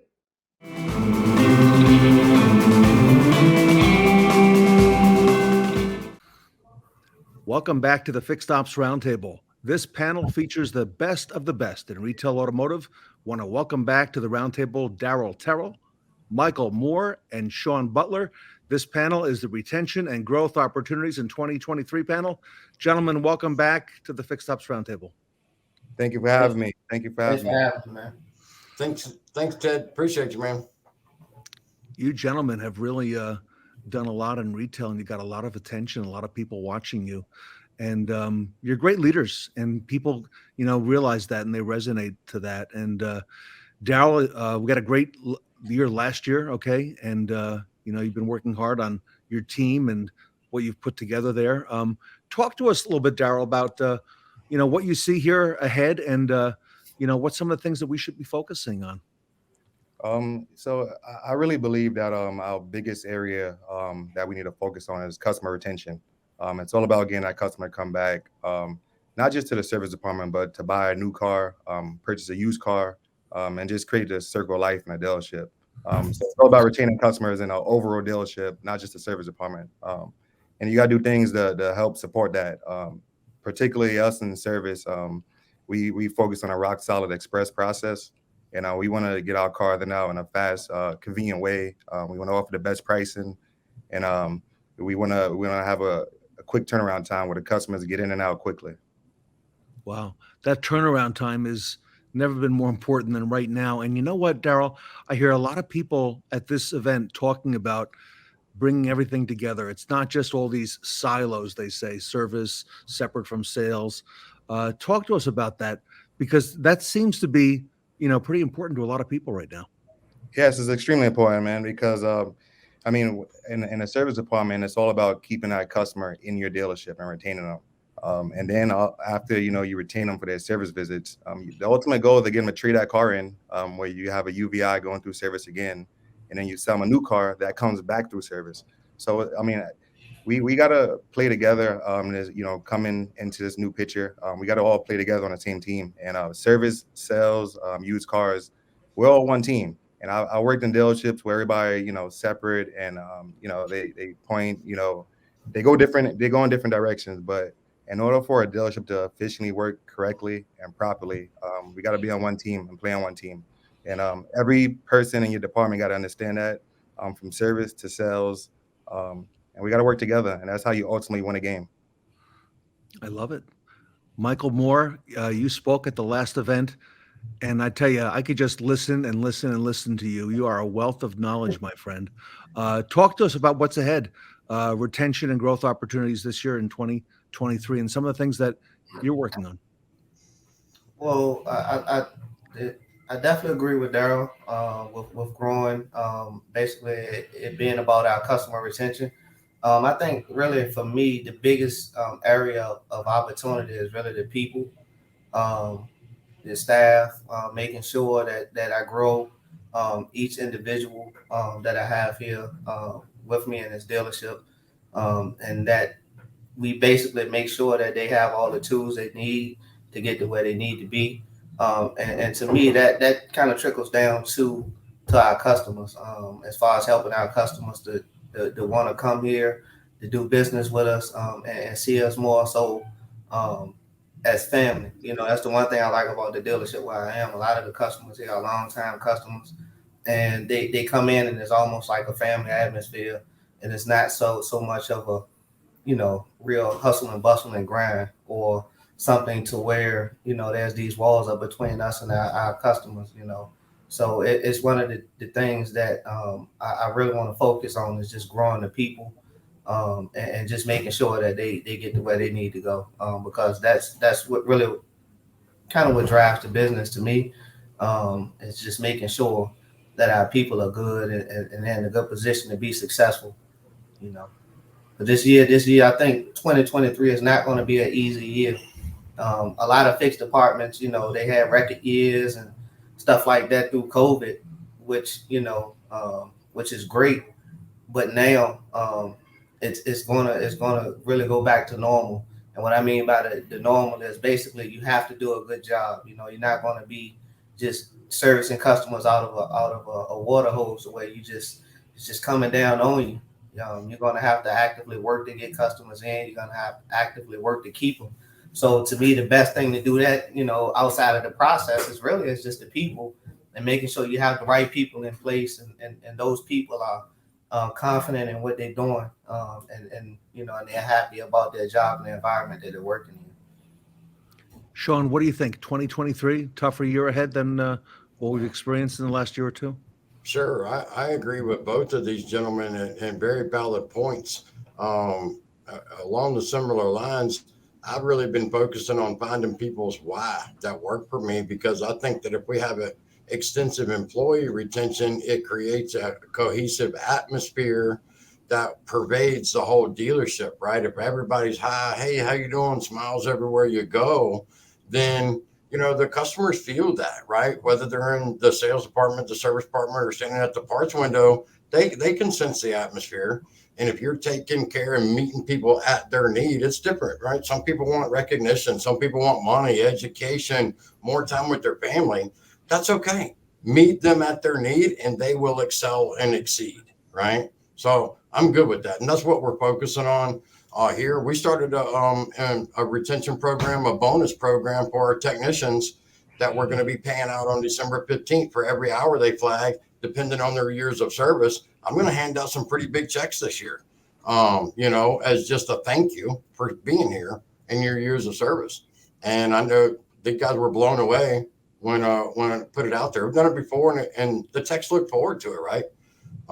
We also, when we bought the dealership, we didn't take away anybody's built up vacation time. There's a lot of long-term employees. We're still going to pay them for their 2 and 3 weeks off that they earned under the previous ownership.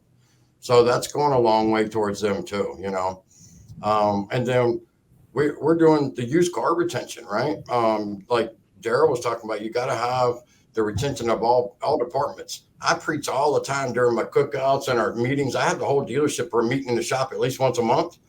And I go, when people come into the dealership, they don't see the parts department. They don't see the used car sales, the sales department, the service department. They see Bristol Honda, Johnson City Acura, Johnson City Mazda. They're not differentiating. It's all one picture to them.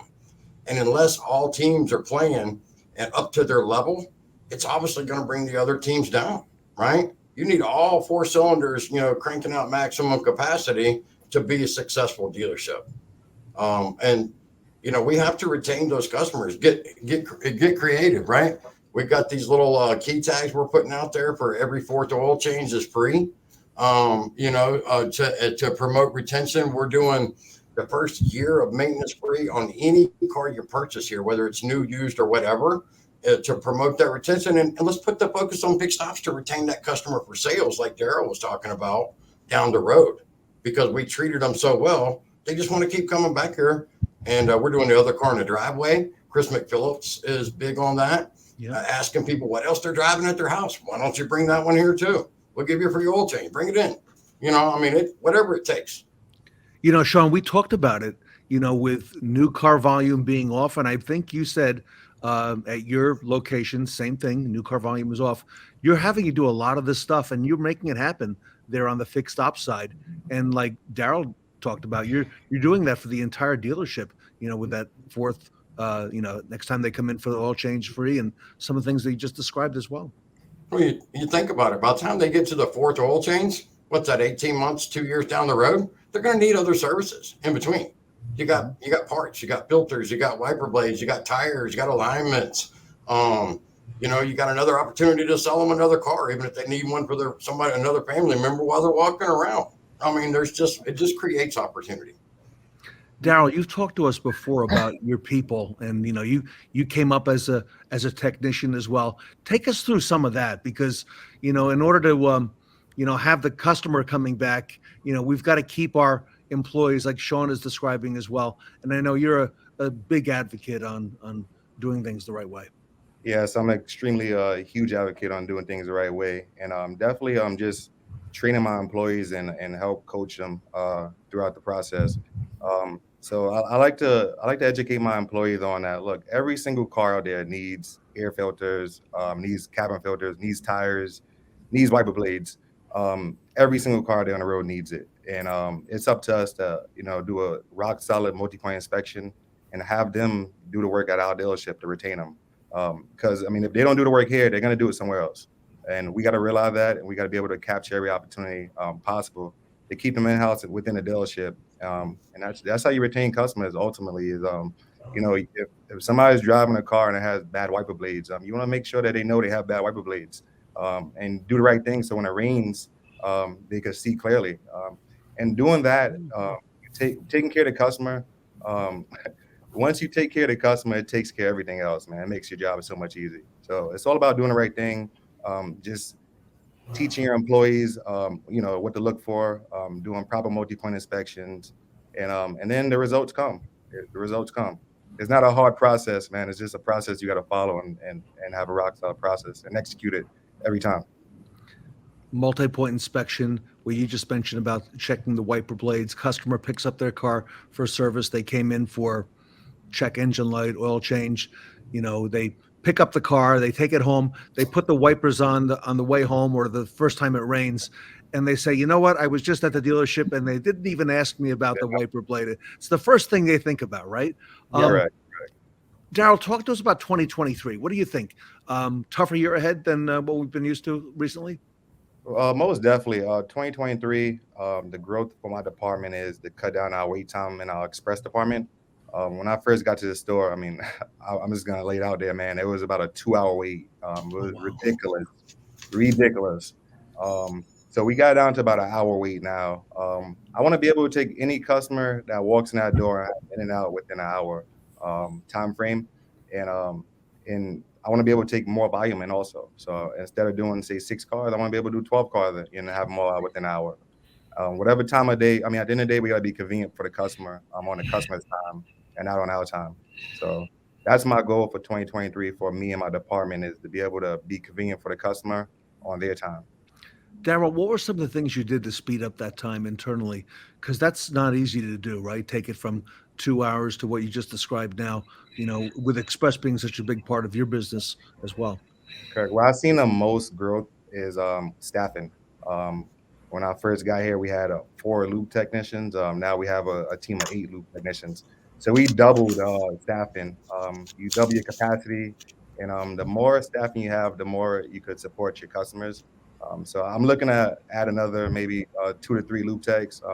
And then also with growth, these loop techs, when they do good and they excel, they have a chance to move up as a technician. I know Michael Moore started the loop tech.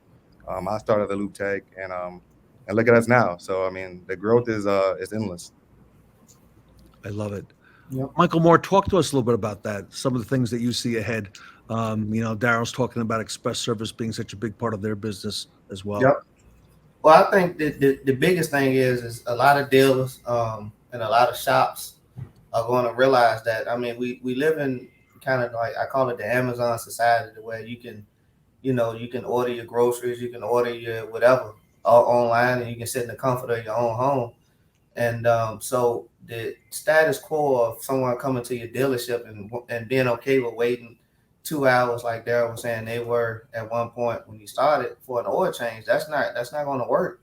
The last couple of years, dealers were able to get away with it and still service and take care of customers, just because the options weren't, may not have been the best. But now that we're sort of back into the norm where staffing is getting better, the dealers that realize that and come up with processes to help the customer and be convenient, to get rid of those bottlenecks for the customer, not just our bottlenecks in the shop, but the bottlenecks for the customer is going to be the ones that succeed. So if you got a choice between coming here to where we're about 45 minutes to an hour wait on the oil change. You're gonna come here. I had a customer complain about an hour wait. You know, she wanted to be in and out in 30 minutes. You know, so what did we do? I heard her saying it in the lane. I got out of my office. I went back there. I grabbed the lube tech. We got her in 30. We got her car right in. Got her in and out in 30 minutes. And it's one of those deals to where you have to set the tone, because your staff and everybody in the dealership needs to understand that we're not here for us, right? We're here because customers coming in. So we got to make things convenient. We gotta eliminate their problems. We're here to solve their problems.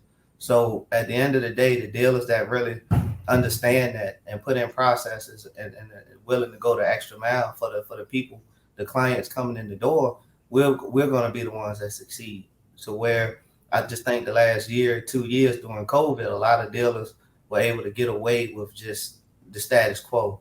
I think the status quo for 2023 is going to be a lot different.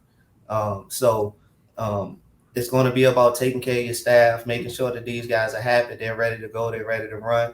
Like Shawn said, you're understanding their why, and they're willing to put that extra work in, you know, because that's what's going to be a big deal, because you're going to ask them, we're going to need them to take care of our clients. But how well are they going to take care of their clients if we're not taking care of them and giving them what they need? So I think that's really going to be the biggest thing. I mean, because, you know, clients, you know, I had a couple of clients in the lane earlier, and, you know, I'm in the DC metro area. So it's a lot of government workers and stuff like that. So a lot of the conversations go to politics. A lot of the conversations go to recession and things like that people are afraid of. So, you know, we're customers or clients of other businesses. So just like our clients when they come to us. So I understand, you know, some of their fears and the things that will have them apprehensive to do business with us. But so we have to make sure we are upfront, accountable, taking care of them, eliminating their bottlenecks. You know, I had a client, she was joking, you know, she said, hey, you know, would y'all come and pick my vehicle up and, you know, and service it and bring it back to me? She thought it was a joke. I told her, absolutely. I have 6 porters. She lives 5 miles down the road. I said, well, come get it. I said, just give me a day, a heads up. But in my brain, like, if that's what she needs to do business with us, absolutely, we're going to do anything that we can to take care of her. So I think that's going to be the challenge of a lot of people, and a lot of shops and a lot of dealerships. Because I mean, it's not like just on the fixed side. It's going to be the same for sales. You know, it's going to be the same for sales. Like, you know, what are they doing differently? You know, are they doing online? Are they doing all the different things that people are going to need? You know, these are the talks that I have, you know, with the owner of this store. You know, me and Damon, we speak about these things all the time, about how what's separating Nissan and Bowie. You know, what's separating us from, you know, in the DC metro area. I have 5 other Nissan dealers within a 15-mile radius, but we see more customers every quarter than any other Nissan dealer, because we're going to take care of you. You know, like I said, it's a family atmosphere. You come here and we're going to take care of you. You know, all the clients know our advisors by name. We got salesmen that's been here since the dealership opened. I have a couple of advisors been here 8 years. My service manager been here 9 years. My lane manager's been here 5 years. So the clients know these guys. So when they come in, it's a family atmosphere. They're getting taken care of. You know, we're going above and beyond. So those are the things that are going to be a challenge for a lot of people. You know, and they're going to have to figure out how to get over that hump. Michael Moore, I always learn so much from you. I got to, like, I end up with a full page and a half or more of notes just every time that, you know, you start. You talked about being an active manager, you know, clearly, right? And that's very refreshing. Shawn, how do you feel about that, you know, 2023, you know, as far as the opportunities that we're going to have to be very visible? I know you are, okay? But even more visible, you know, in terms of what we're doing with our employees and our customers.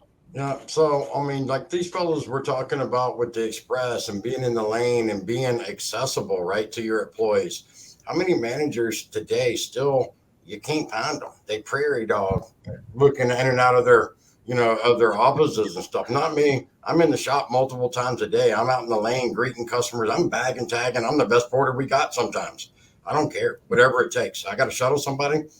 I'm driving. If I've got to call in an extended warranty so you can help another customer standing there, I'll call. It's just whatever it takes. Those guys were talking about express. You got to remember the stores when we purchased these stores here, neither one of them even had an express department. 2-hour waits were normal. And I was like, no. So we actually have the manufacturer certified elite status for express in all 3 brands now. And our times have gone from 90 minutes, and this is according to customer surveys, to now 72% are saying they're under 45 minutes and 50% are saying it's under 30 minutes, right? So providing that convenience factor and meeting the customer at their needs. And I even advertise no appointment necessary. We'll still get you out in under 90 minutes without an appointment. But if you have an appointment, my goal is to get you 30 to 45 minutes. And so we're getting there. Like Michael said, we've picked up cars. If that's what it takes, everything's kind of far away around here. Everything's 20 minutes away. So within reason, right? 5-10 miles, we can do that.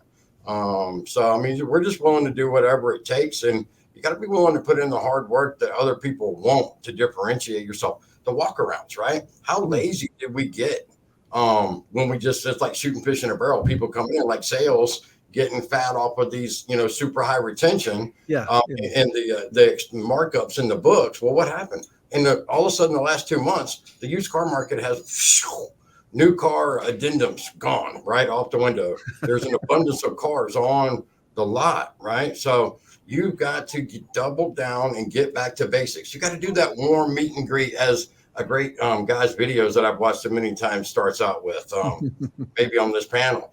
And you're touching the wiper blade, you're not devaluing the car, you're personalizing the service, but at the same time you're making some observations.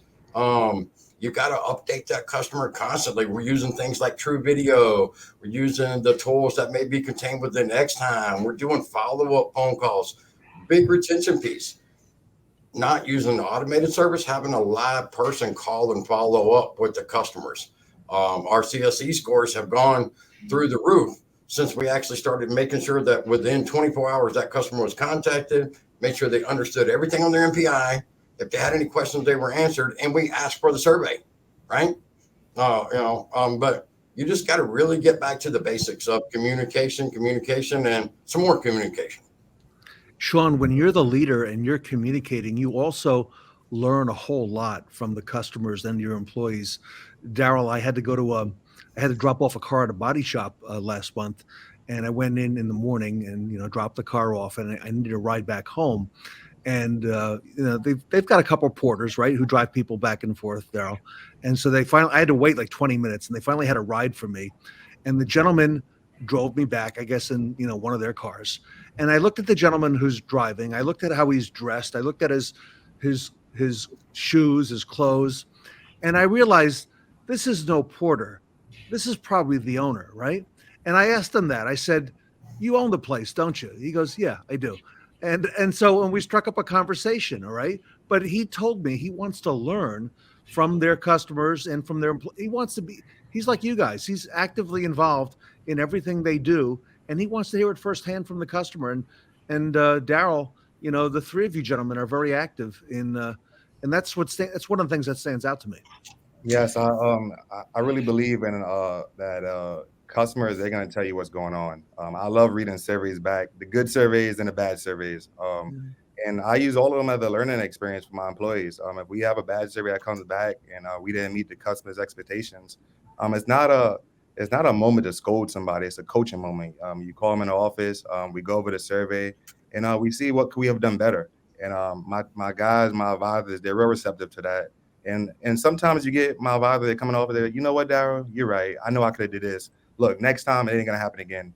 And so look, we share all the positive survey. We have a text message thread that my dealership does, and we text every survey that comes in to all of the employees, and we cheer up the good ones, and we coach the bad ones. And that's all about the customer's experience. And you got to listen to the customer feedback, because they're gonna tell you exactly what's going on. And that's the most valuable information is the customer feedback. Well, Michael Moore, let's talk a little bit about that feedback. All right, because you're great with your people and with the customers and things Yeah. you've been describing. How important is that to you? I mean, it's the most important thing. You know, I thought an hour on the wait time was good for the oil change until I had a customer complain about it. I said, okay, well, we got to look at this hour wait time now. Like, what do we have to do to get it, you know, this still be able to provide that service, the proper service, and try to get it shorter. I mean, because like I said, ultimately it's about taking care of them. And every other part of a person's life is, you know, is quick. You know, whatever you want, you can just order it, you can get it. Yeah. And I mean, my wife has me doing Instacart. I'm ordering groceries. Like, I never would have thought I'd have somebody bringing groceries to the house, you know? So, I mean, you got to think. So everybody else is using these services, but we still, in the service industry, in a lot of places, still business as usual. So you have to listen to them, and we have to listen to them. We have to figure out, you know, what can we do to compete? What can we do to compete, not just for their business, but for them to be an advocate, you know, for them to be an advocate. To me, you know, I love, like, you know, I went to Walmart the other day and I had my shirt on and Nissan the buoy on it. I got stopped by like 3 people in the store that work there, telling me about they bring their car here, the service they get, how they like it. They called out their service advisors by name, you know, and the first thing they say, you know, you must be new. Well, yeah, I've been there like, you know, 4 months, 3 months now, but to them I'm new because they've been coming here for years. Yeah. So that's what you want. You want people to be advocates for, you know, for your dealership, for your department, for your employees. You know, I always tell my advisors, say, man, you customer collectors. So you can't collect customers if you're not listening to them. You can't collect customers if you're not taking care of them. So the feedback, you know, we get from them is huge. You know, I'm a big believer in Carl Sewell. I read that book, Customers for Life. You know, and I know one of the things he did was, you know, when he started putting his own surveys in his waiting areas, and basically it was forget the manufacturer and their surveys. He had his own to try to figure out what did his customers want. You know, what was going to cause them to be an advocate, what was going to cause them to be customers for life. So I'm a big proponent of that. You know, of having customers give you feedback, honest feedback, anonymous feedback. You know, and that way you can, if it's a taking one on the chin, you take it on the chin and you figure out how to fix it. You know, if like Darryl said, if it's somebody, if we winning and we do a great job, you know, you can big up that employee or you can champion that process and make and let you know you're doing something the right way. But ultimately, you know, you need to know, you know, I have a saying around here, it's called constant, consistent communication. You know, and if we're not being consistent and constant with how we communicating, and we'll be in trouble. And that's just not with each other. That's just with our customers, fellow co-workers, everybody. So, I mean, it's huge. That feedback is huge. Last question for today, lightning round. If you'd each just take 30 seconds on this one to wrap it up, what is the one thing you'd recommend to our audience, the managers and dealers and retail people watching, one thing, one opportunity that you see ahead for our industry, whether it's at your dealership or whether it's, you know, in general for fixed operations? Whoever would like to go first, the number one thing that you think is most important. I believe that you gotta, in order to increase retention, you have to track the process. If you're not tracking the process, there's no way of moving that needle in a direction you want to move it to, because you'll be all over the place. So I truly believe in tracking, and once you track it, you can officially move that needle in the right direction. All right, good. And I love it. Communicate, just like I just said, constant, consistent communication. You know, just being consistent in your processes and being consistent in communicating with each other. Like I say it after every meeting, be consistent with talking to each other, to your technicians, to your customers. So just be consistent. Consistency in your communication is hard to lose, because if you're doing it wrong, you can get tired of hearing about it. I love it. And consistency is hard, right? But it's the secret in doing it every day, you know, consistently. Shawn, that leaves you.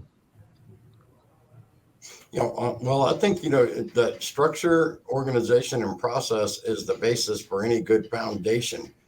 But taking that a step further is to empower your employees to always do the right thing by the customer, right? Each one has their own little business going, whether it's a technician in his bay or an advisor at their desk. They have their own business with everything provided. You never get in trouble with me for doing the right thing by the customer. Now, that doesn't mean I'm going to agree with what you did, but I'm not going to scold you on it. We might come in and talk about it and how we would have done it differently.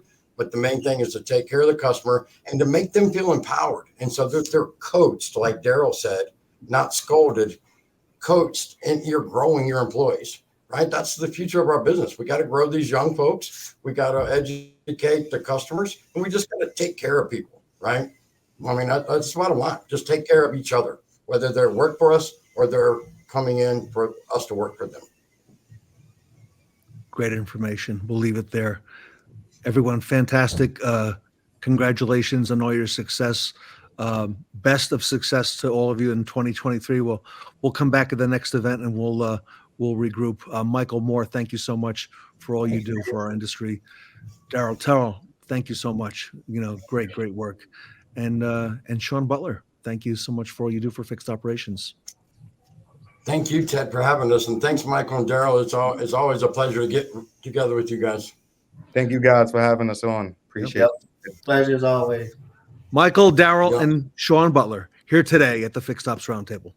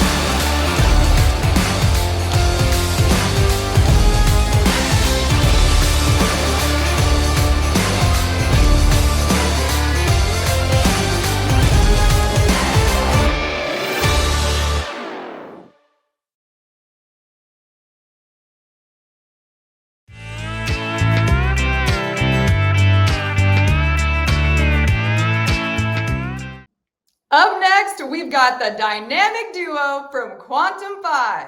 Please welcome Sarah Vantine and Dave Foy.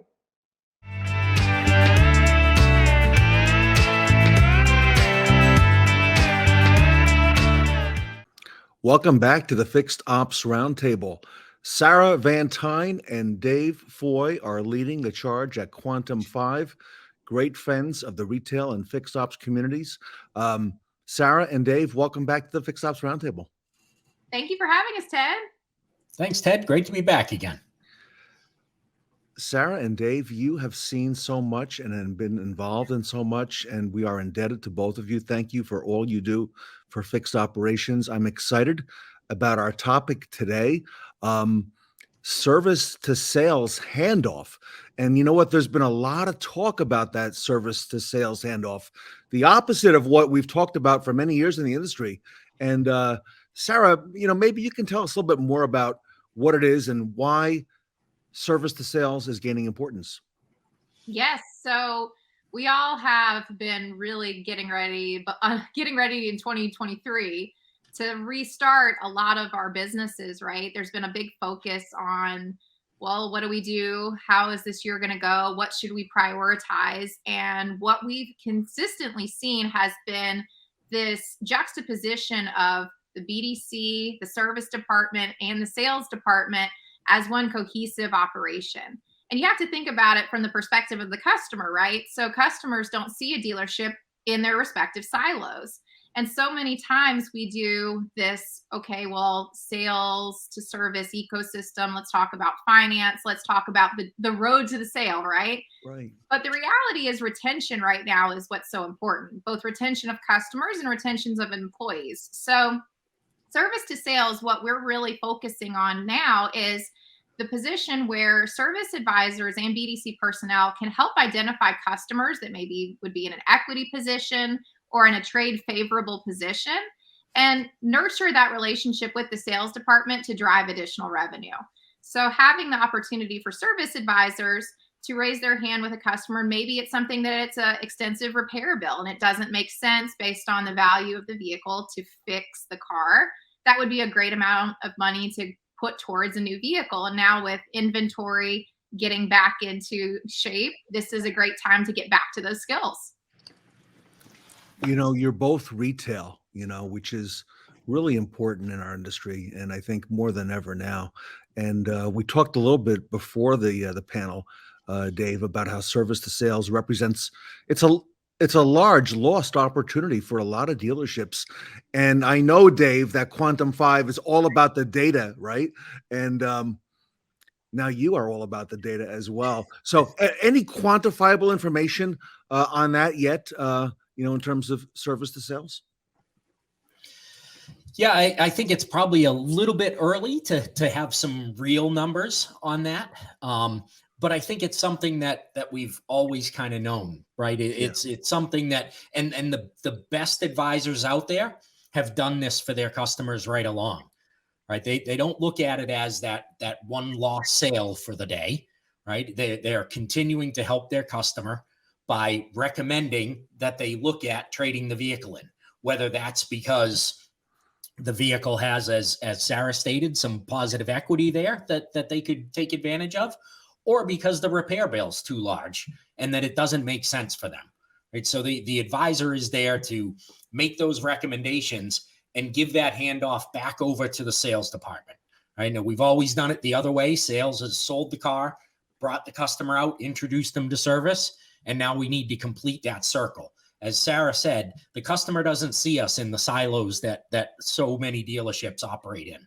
They see us as one dealership, not a sales department, a service department, and they need to know that everybody within that dealership is looking out for them. And Dave, I think also, Quantum 5 is pretty unique because you deal not just with the service side, but you deal with the sales side as well. Sarah with her, great retail experience with her background. So Dave, you've got experience on both the sides, on the fixed and on the variable. And I think that's a big differentiator that you bring to the equation as well. Yeah, it's Quantum.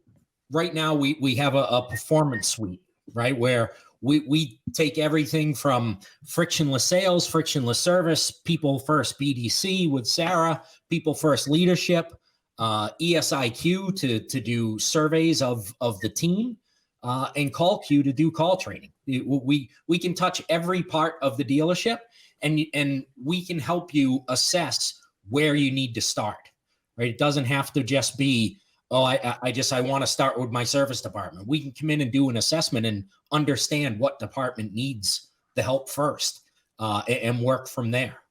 Wow, I love it. Sarah, what are some easy steps for dealers and managers watching who want to get involved? We're talking about service to sales handoff, who want to get started today on it and identifying the opportunities and actually taking action on them, Sarah. Well, first off, I mean, we have to treat this experience kind of like you would in going to a doctor's office, right? I mean, typically when a dealership is looking for training, there's a problem, right? There's something in the organization that they go, you know what, that's not quite right. I think I want to get help with that particular element. Well, sometimes when you go in for a doctor's visit, you might have a hurt knee, your knee might be bothering you, but the doctor is also going to look at all of the other things going on. They're going to get your blood pressure, they're going to get your pulse, they're going to get all of those pieces just to have a holistic view of, okay, well, what's going on, if you will. You know, Dave and I were talking a little bit about this because it's kind of like having a multi-point inspection, you know, for yourself when you go into a doctor's office. And so when you think about the service to sales handoff and dealerships going, well, I really don't know. I know I'm missing something. There's something here that I want to figure out. That's where we can really come in with Quantum 5 and help a dealership figure that out. And as Dave mentioned, our performance suite, we do that holistic evaluation of the entire store. We can look at all of the pieces between your technicians, your advisors, your finance department, your sales department, your leadership, and identify the areas of opportunity and what the perception is, and help address not only the training with the skills, but also the culture elements that might be present in there as well. You're both mentioning this performance suite, and I want to ask you about it. This is probably a good time. Sarah, tell us a little bit more about that, if you don't mind. And what is that, and what's it all about, and how does that work? Yes, so we've recognized, and Dave and I, in our work with dealerships, we realized that usually what happens when we come in with a client is we might start with one product, right? We might come in and Dave and I might work with a dealership, and it's service advisor training that they're wanting assistance with. They want to really impact their service advisors and what they're doing in the lane. Well, then usually what happens is they go, well, wait a second. We see that the service advisors are acquiring these skills. Well, now we want to talk about doing this for our sales department. And okay, now let's talk about doing this for our leadership department. And it kind of trickles that way. Well, with the performance suite, now we have the opportunity where we can really come in and deliver the best experience across all of your organization. So addressing the organization from phone handling skills. So how they communicate with your customers from the BDC perspective, from the communication that needs to happen with your clients in the sales department and the service department, your leadership team. And then also that accountability piece to understand in your organization what the perception is, how your employees feel about the organization, what are some of the challenges that your employees think are present. Having all of that data just helps impact and address the culture so much faster. And so we recognize that our clients really want to have that entire experience and a roadmap that addresses the entire store, not just the individual departments. But that being said, if a dealership wanted to address one specific piece first, they still have the ability to do that. Wow. Dave, Sarah addressed some of the training regimens there, that dealerships can put in place. Any others that would come to mind? I know you have always been a huge proponent on delivering training at the retail level, and you've told me so much about that. Anything else you'd want to add to that? Yeah, so within the performance suite is one of the companies is ESIQ, which is that is going to come in and survey everybody on the team, from the leadership on down to your porters, including the controller, accounting departments. It's going to talk to everybody, and that's going to give us the overview. That's going to give us the actual feedback from the team members on what they love about the place and what they don't love about the place, right? A lot of times our perceptions walking in there every day are not the same as what the reality of the team is. And this gives us the actual voice of the team to then make the recommendations on what products within the performance suite are the correct things to start with. Maybe they want service advisor training, but maybe it's leadership that's needed. Maybe there's some missing areas in leadership that are going to help the service advisors down the line, and doing service advisor training first doesn't make sense. But through this approach, we can recommend what the perfect area is to start with. It's proving itself out through a large public group that we have that we've just expanded into a new region with them by proving out that this system works, that it improves your CSI, it improves retention. And it's an approach that isn't just saying, okay, here's the product that you wanted to purchase and we're going to give that to you. We would much rather work with them and figure out what the right products to start with are and work from there. Sarah, that's really unique what Dave was describing there with the work you're doing with the surveys, for lack of a better term, at the dealership. Sarah, is every dealership going to get that now from this point forward as part of their, bringing in Quantum 5? How does that work? Yes. So if a dealership wanted to go the performance suite route, again, that's a holistic and entire dealership approach. And so that would be inclusive in that package. Okay. And what's nice about that is too, these surveys, they've already been really proven in the marketplace. This is a company that has been around for a very long time in our industry. Annually, just to give you a number of how many surveys we actually do, 95,000 across North America. So this is not something where we're getting just a little bit of anecdotal data here and there. We actually have data that compares to such a large market. We can segment it by brand, so by your specific make or OEM with your dealership, and then even look across the entire nation itself. So there's a lot of great impactful data that dealerships can use to not only get the perception of their employees, but then see how they compare against other dealerships across the country as well. And so having that information, we just have found, has been so valuable, and especially when we're talking service to sales handoff. Well, if your sales department has a negative perception of your service department, you're going to kill that process right there. And the same is the inverse too, right? So if your service department feels like the sales department is going to take advantage of a customer or doesn't have the same best interest at heart, it's going to flounder and cause that friction. So for us, one of the foundational pieces that we want to make super important this year in 2023 is having that holistic environment where we address the real needs of the dealership. And Dave, that company that you've acquired, okay, that's now part of the Quantum 5 family, has a great reputation with doing this with, I believe, among others, NADA. So that 95,000, survey number that Sarah just mentioned, that's pretty extensive, and it's got a lot of credibility, Dave, behind it. Yeah, absolutely. The NADA workforce study that comes out every year that the industry looks to find out a lot of different things is done by this company.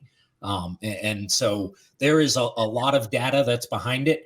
And a lot of, with that data through the years, what we can do is we can take that individual dealership or group of dealerships when we perform the surveys on them, and we know from the data and from what the team is saying, like what that means, right? So rather than just looking and as Sarah said, understanding from how they're scoring things or what they're saying verbally on those surveys about sales and service, how those two departments are relating to each other, and whether there's something that needs to be worked on there. And again, that goes into, part of what the performance suite addresses is you can take that data, you can look at that, and then we can form a plan that is specific for your dealership or group of dealerships to actually address what is happening within the stores. You've both mentioned retention, and that continues to be a very, very large theme, as we all know. Let's come back to that service to sales handoff. And Sarah, what are some ways we can make the staff feel seen and heard so that they're highly trained in these roles and so that they stay with the store? Well, I want to throw a number out there first because it's really going to drive the entire rest of that conversation. So $650,000. That's how much money a dealership can miss out on in gross profit by not retaining their employees 3+ years. And so think about it from your service drive perspective. Your service advisors are the person that builds that relationship with your customer. They build that trust and credibility to get to the point where a customer goes, you know what, Dave, I'm comfortable. You suggested I needed tires. I believe you. I know I need tires. I know you're going to take care of me. So within that service to sales process, the first step that really you have to focus on in order to have that kind of impact is employee retention. So first, really understand what your employees are saying, what's important to them, how you're going to continue to grow them in your organization. What are the pieces that are important to them in maintaining a good work environment and therefore a good customer relationship with your customers. And then from there, the next piece that we would look at is, of course, okay, well, let's remove the silos from the equation. Let's talk about this from the approach of if your store has a BDC, if your store doesn't have a BDC, let's say it's just service or sales, how do those departments work together? What are the lines? What are the processes where if this situation occurs with a customer, who has the ball? Where does it go next? Who's in charge of overseeing it to seeing it all the way to fruition? And then from there, how do you gain and understand if your customers are satisfied with that process, with that experience, and then continuously evaluating and adapting it? That takes a lot of moving parts in an organization, and that's often why there's so many challenges with executing it across your stores, is because you do have to pull in your leadership team, your general managers, your service director, your sales, your GSM. All of these people together have to collaborate and be ready when somebody goes, okay, this customer, here's the situation. They have, a lease. We could do a lease pull ahead. Let's look at some other vehicles. Maybe it's not a lease pull ahead. Maybe it's something like, well, they have equity in their vehicle and we sold them a car and we sold them another car and Dave's built this relationship, and he can have that conversation as a service advisor and go, hey, look, Sarah, your van is worth a lot of money right now. I don't know. You could probably lower your monthly payment quite a bit if you considered selling or trading it. Plus you get a brand new warranty, maybe maintenance thrown in there too. I mean, there's all kinds of different conversations that can happen, but it all starts fundamentally with having the same people in front of your customers. That really falls apart when you have a different service advisor every single time you come in for service. It makes that a really challenging situation for your customer to think that that's a credible experience. Whereas if you start with retention first, that's going to be where you're going to have a great experience. And that sends a message too, right? When the customer has to deal with somebody new each and every time. We're talking today about the service to sales handoff with Sarah Vantine and Dave Foy with Quantum5.ai, great friends of the Fixed Ops Roundtable and community. This question is for both of you. Maybe Dave, you first, and then Sarah. How do you deliver this? Just for my edification, how do you deliver this process improvement? Do you do it on site? Do you do it remotely? Do you have any special tools? Maybe Dave, you first, and then Sarah. Yeah, well, since it's only for you, Ted, I'll tell you how we do this, but everybody else mute for a minute. So we start out obviously with the assessment phase. There's a little bit of pre-work that gets done before we go in to do the training. That gets us our baseline of where our learners are starting. From there, we have an in-person training that takes place, and then they get put into our Quantum 5 app and into our Quantum 5 community. The app is part of that community. There's other learning that is delivered through the app that takes them on journeys to continue the learning. They're also connected to a community manager, which they have access to all through the week, whether that's through Zoom calls, through chat within the app, or emails or phone calls. They have questions, they're having trouble selling tires, they can reach out to their community manager to ask for some things that they can do. They're having trouble understanding, how to best deal with a customer. Maybe they got an email from a customer, they're not sure how to respond. They can send that over to their community manager and they can help walk them through the best ways to respond to that customer. That's all part of the sustainment of the learning. That's where we make our separation, is within the technology that we have, the data that we collect, and the sustainment of the learning. We come in and do your training, and then we're there to stand behind you and help you for the rest of the time that you're with us. Sarah? Well, Dave just nailed it, but I want to add another element to it. And It actually, so I'm going to speak about the People First BDC program for a second. The reason why we chose that name, People First, is exactly what Dave talks about in our sustainment. And the biggest piece that we really wanted to make sure with our clients, we aren't just a training company. We really value the individual relationships with the learners and with the dealership. And so for us, there's all kinds of different ways that we put people first once they go through our foundational learning and continue to grow. So we hold our stores accountable. We want to see them improve. Whatever benchmarks and KPIs that they set, that can change, as time goes on. Once they achieve certain KPIs, we might switch and look at another target. But that whole approach where we put people in the center of what we do. I had a client the other day that actually reached out and he said, this has been such a cool experience because I had a question that was completely off the wall. They had a CRM company, I won't say which one, but they were having some difficulty in contacting someone with support because they were making a workflow change to how some of their sales communication was happening with their clients. And they were getting really frustrated because they couldn't get through to somebody at this company. And so one of our team with our community managers actually had a contact connection that reached out to a person in the CRM company, was able to facilitate this whole back and forth, get a hold of their actual performance manager, who the dealership was like, who is this person? I didn't even know I had this resource. Cool. Well, we connected the dots. We got it all straightened out. And the end of the day, the client was like, wow, so this has been such a world-class experience. This wasn't an area of responsibility that you even had, but that's how much we care. Our community managers care about the individual learners. So as Dave said, there might be somebody that is like, you know what? I really flubbed selling those tires. I really don't know what happened, but can I go over it with you? Can I talk about it?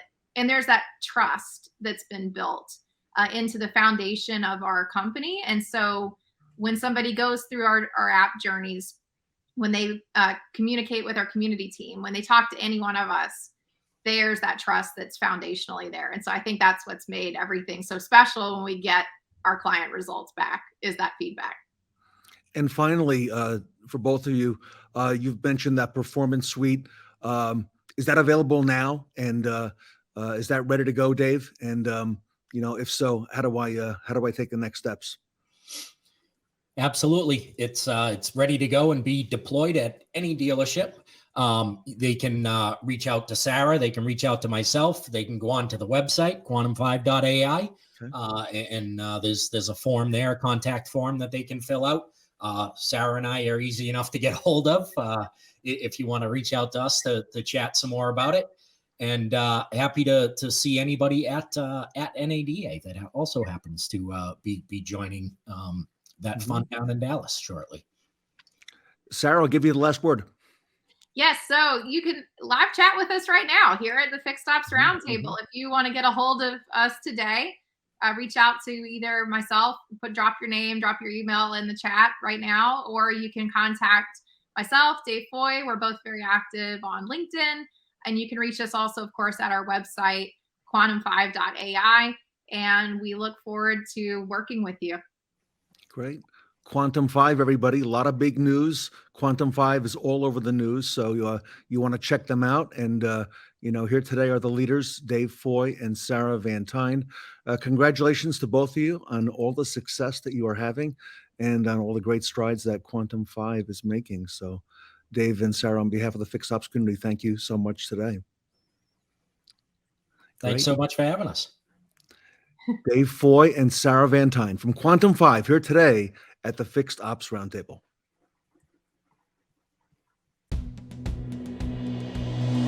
Presenting the Quantum 5 mobile app, the perfect companion in building frictionless customer experiences. After you complete your first in-person learning experience with our team, you'll enter the Quantum 5 world by receiving a text inviting you to download the app. Follow the steps from that link to download the app and verify your phone number. Then you're in. You'll then receive a congratulatory message and an introduction from Dave O'Brien, CEO of Quantum 5. Next, you'll select your social style, or you can take a quick assessment to determine it again. Once you choose your avatar, you're ready to get started. You must complete one card of each social style before you can unlock more personalized journeys. Next, we take you to the dashboard of the app, your one-stop source for all the information you need about your current progress, news, or daily quick tiles. Quick tiles are customizable tidbits of knowledge, quotes, or maybe a question to help you think about interactions you've had during your day. You can even configure the app to send you quick tiles during the day, to help you get engaged in the morning or to reflect on your day in the evening. Learnings are grouped into cards that have beautiful art to help you visually catalog your achievements. You can collect and eventually share these cards with your colleagues if you find one useful or memorable. You can see the progress of all your active cards right here on the dashboard. When you're ready to jump back in, simply select your card. You can tap to access your activities and track your progress, or see a summary of the character where you can also record notes personally related to the social style type. Here's an example of a video scenario. The video is presented, and the user can select the answer to progress to the next question. You can even turn your device sideways to see the video in full screen. I've never driven a Raptor before. Learnings on the card vary. This can be as simple as asking a multiple choice question, or as complex as a video scenario with multiple questions about the scenario. Community managers can send newsfeed items to your device. They're shown in chronological order with the most recent article first. When the article is no longer relevant, like an announcement of an event, it will automatically disappear from your feed. You can tap the View All button to see an expanded view of all the newsfeed items available.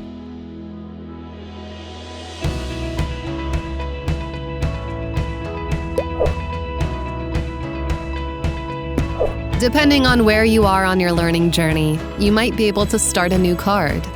These cards will be shown in this section in stacks.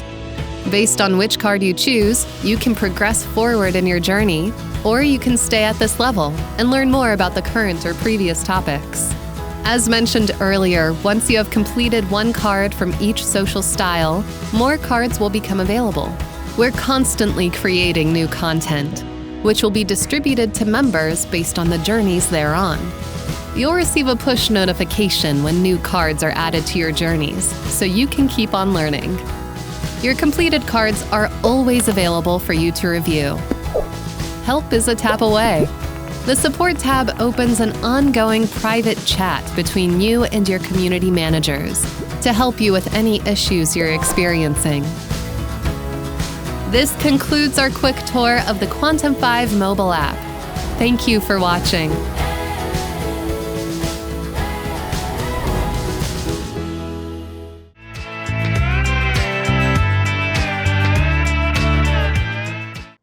What would Marco do?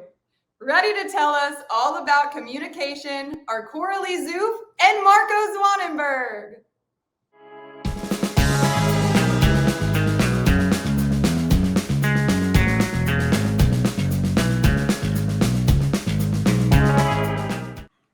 Welcome back to the Fixed Ops Roundtable. We have heard so much at this event about the importance of communication in the dealership.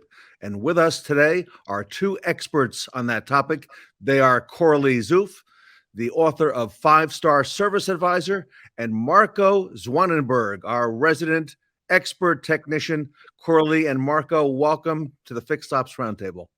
Thank you. Thank you, Ted. Great to be on again. Good to be here with you guys. Let's do this.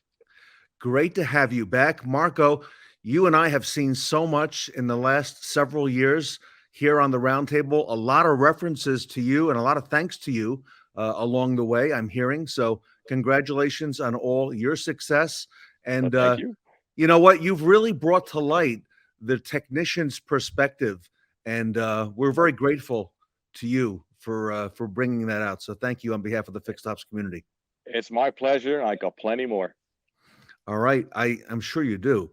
And with us today is Coralee Zueff.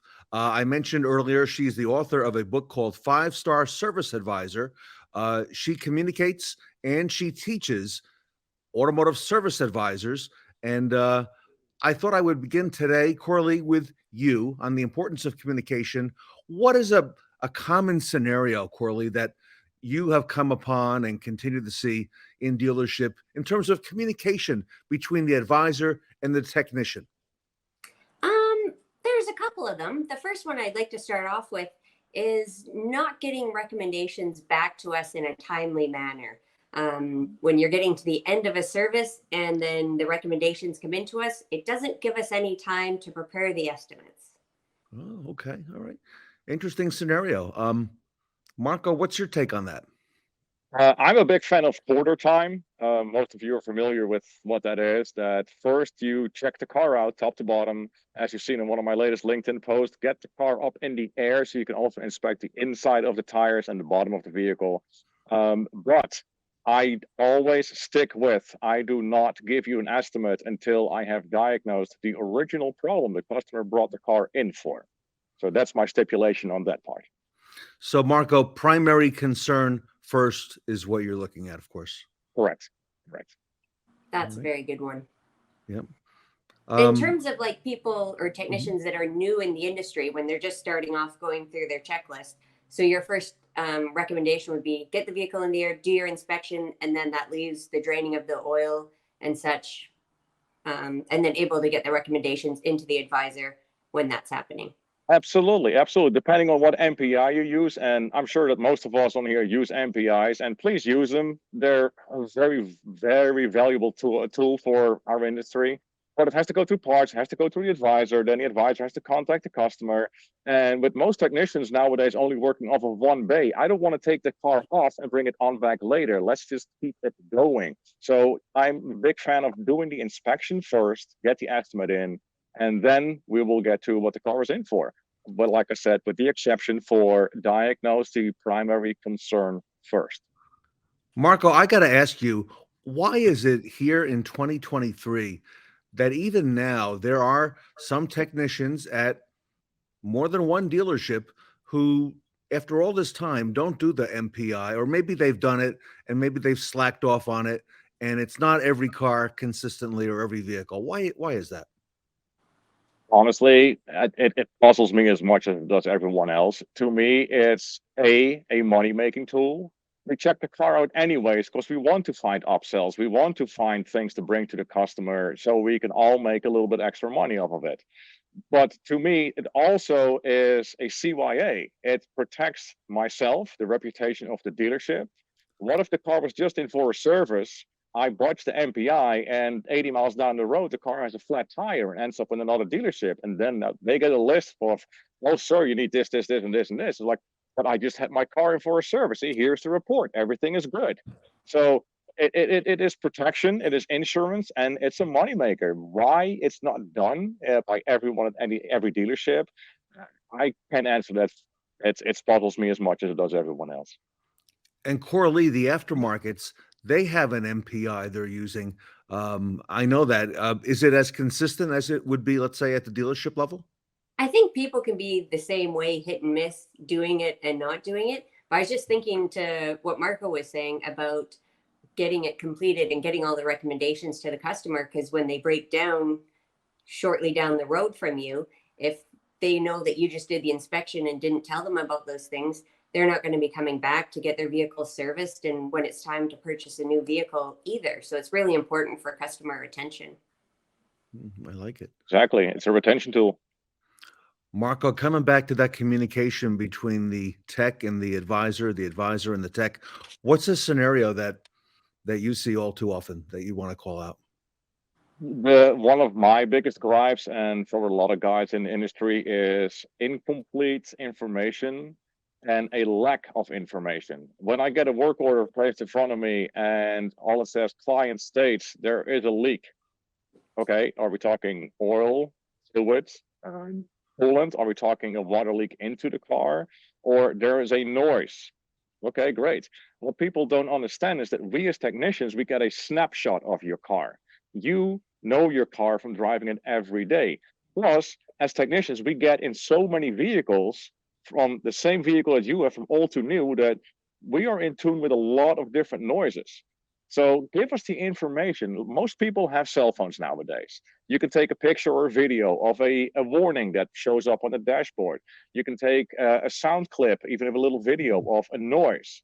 For service advisors to go the extra step and say, like, sir, ma'am, when do you hear that noise? How do you make it happen? Can it easily be reproduced? Steps like that will help us tremendously, which then saves time on diagnosing. So all around, it's, again, we're back to efficiency and making money. It's all about the hours, like someone famous that we know would say. Someone famous that we know. Coralee, let's talk about that. There's a fine line, when you work with advisors and all advisors, between, asking the right questions, the open-ended questions like Marco just had, who, what, when, where, why, how, and, not diagnosing it out on the drive. What are your thoughts there? Yeah, I've been guilty of that too many moons ago when I was an advisor and you're just too busy and don't know what kind of questions to ask. And sometimes the customers aren't that cooperative either. So knowing what to ask is kind of half the battle. In my book that I wrote, I did compile a checklist that has for noises, that has for fluids, that has also when it's happening, which can be really helpful to print out a copy or to send digitally and get people to go over that before they come in, because they might not think of it when they're right at your desk. But if you send it to them a few days before and get them thinking about it. Another thing is when a customer comes in, they might not be the principal operator of the vehicle. It might be, the daughter bringing it in for her parents or the spouse bringing it in, and it's usually the other person that drives it. So really getting these questions before they're at your desk is very helpful as well. Marco, what do you think? No, absolutely, absolutely. And I know there's many manufacturers that actually have sheets available on their tech systems, flowcharts of noises, of leaks, of issues with radios. Because let's not forget, with all the technology in the car nowadays, sometimes that is a big issue as well. And another simple, this is a very simple one, and Coralee will fully agree with me.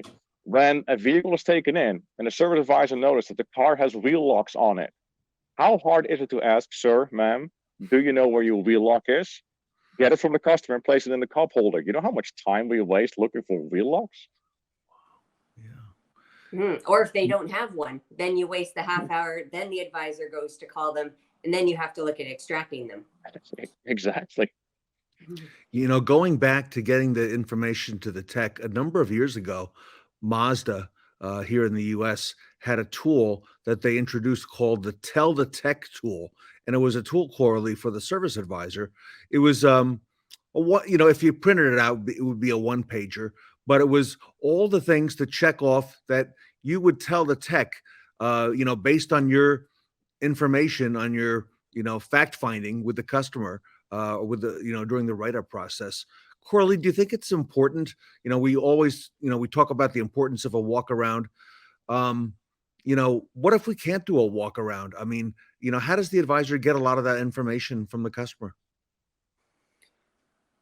I'd like to think of it like when the customer comes in, sometimes they're in a rush and they have places to get and they're dropping their vehicle off like hours beforehand.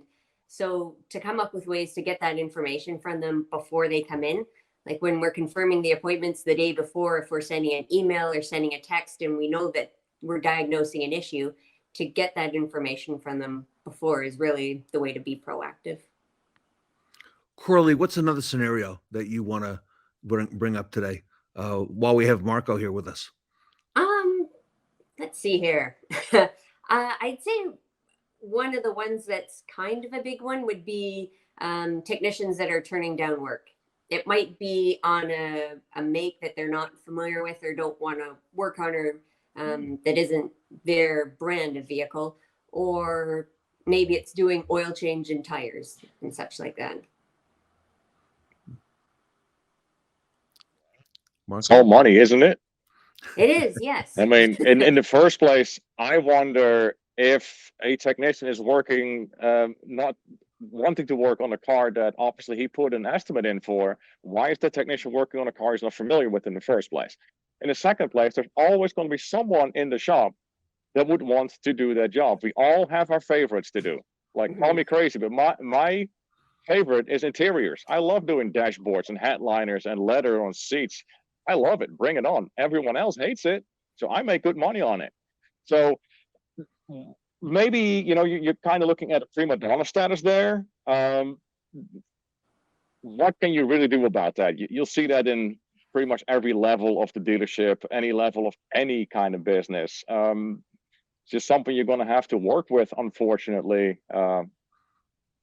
Teach them. Yeah, so kind of keeping it in mind who enjoys those jobs, and when they pop up, you know who to give it to. Like, this person can really, they've diagnosed that problem a million times, so they're the ones that it should go to on a specific vehicle that might not be familiar in your dealership. Right, and if you have a good dispatch available for your shop, then issues that you're talking about really shouldn't come to light very often. Of course, there's always stuff that we go like, oh God, I have to do this, but you'll always make up for it. To me, it's all money. Marco, I've seen a lot of posts on social media that you've put, with your hands and such. But why is it I've probably seen more posts from you on interiors that are and dashboards that are taken apart than I've ever seen in my whole life? That must be a specialty. Again, it's something that most technicians shun away from because it is very involved, and behind all that nice soft stuff that you feel in the interior, there's a lot of sharp stuff behind that. I sent you a picture, was it a week or so ago, Fred, about doing a main vehicle wiring harness, which meant stripping the entire car bumper to bumper. I love doing that kind of stuff. Most technicians shy away from it. Why?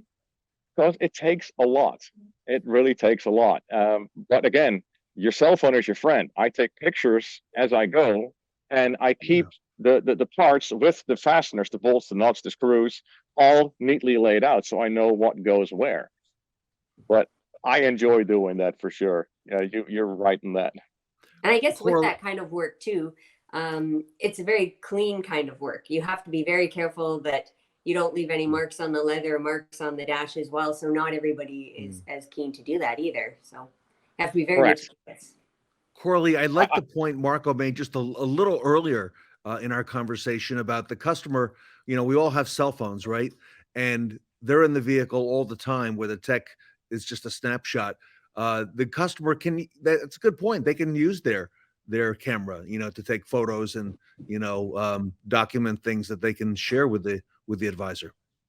Yeah, they can text and email it in beforehand as well. So that would be very helpful rather than thinking about it the morning of. So when they book the appointment, perhaps it's something the appointment coordinator can look at doing. If we're booking in for something that needs to be diagnosed, then ask them to email or text in videos, symptoms to help the technician and save them money. Right. Marco, I have a question for you. Sure.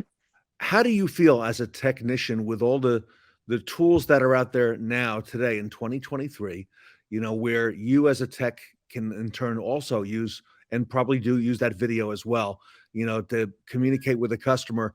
I know in the past, it's probably been frustrating for techs if they're working with an advisor where they know that particular advisor, may not get the sale, may not get the yes on the recommendations. How is it now for a tech to be able to use these tools and go under the car with a camera and, be able to, have some audio on there, some verbiage for the customer? I think it actually comes down to multiple different facets when it comes to that. It allows for technicians to remain in their base where we belong, where we make money, where we make the company money. B, seeing is believing. I've always been, as you know, Ted, a big advent of service clinics. People usually don't have an idea about how complicated their vehicles are and what's all involved. So seeing is truly believing. It creates trust. It creates a sense of, wow, it's like, I'm actually getting to see this without having to go there. It's like they're going the extra step for us. But here's also the good thing. Most systems that utilize these functions or have the capabilities, it gets logged in the system, which gives management then a good opportunity to really look at, why is this advisor lacking in sales? Is it because, oh no, wait, the technician uploaded all this, all the comments are here, so that will lead management then to maybe coach the advisor more, or, maybe buy Coralee's book and give it to him. I love it. I love it. Marco, what's one more scenario that you want to call out, in terms of communicating between the tech and the advisor? Because communication is so important. Well, what Coralee mentioned about it takes too long to get an estimate. It takes too long to get an approval.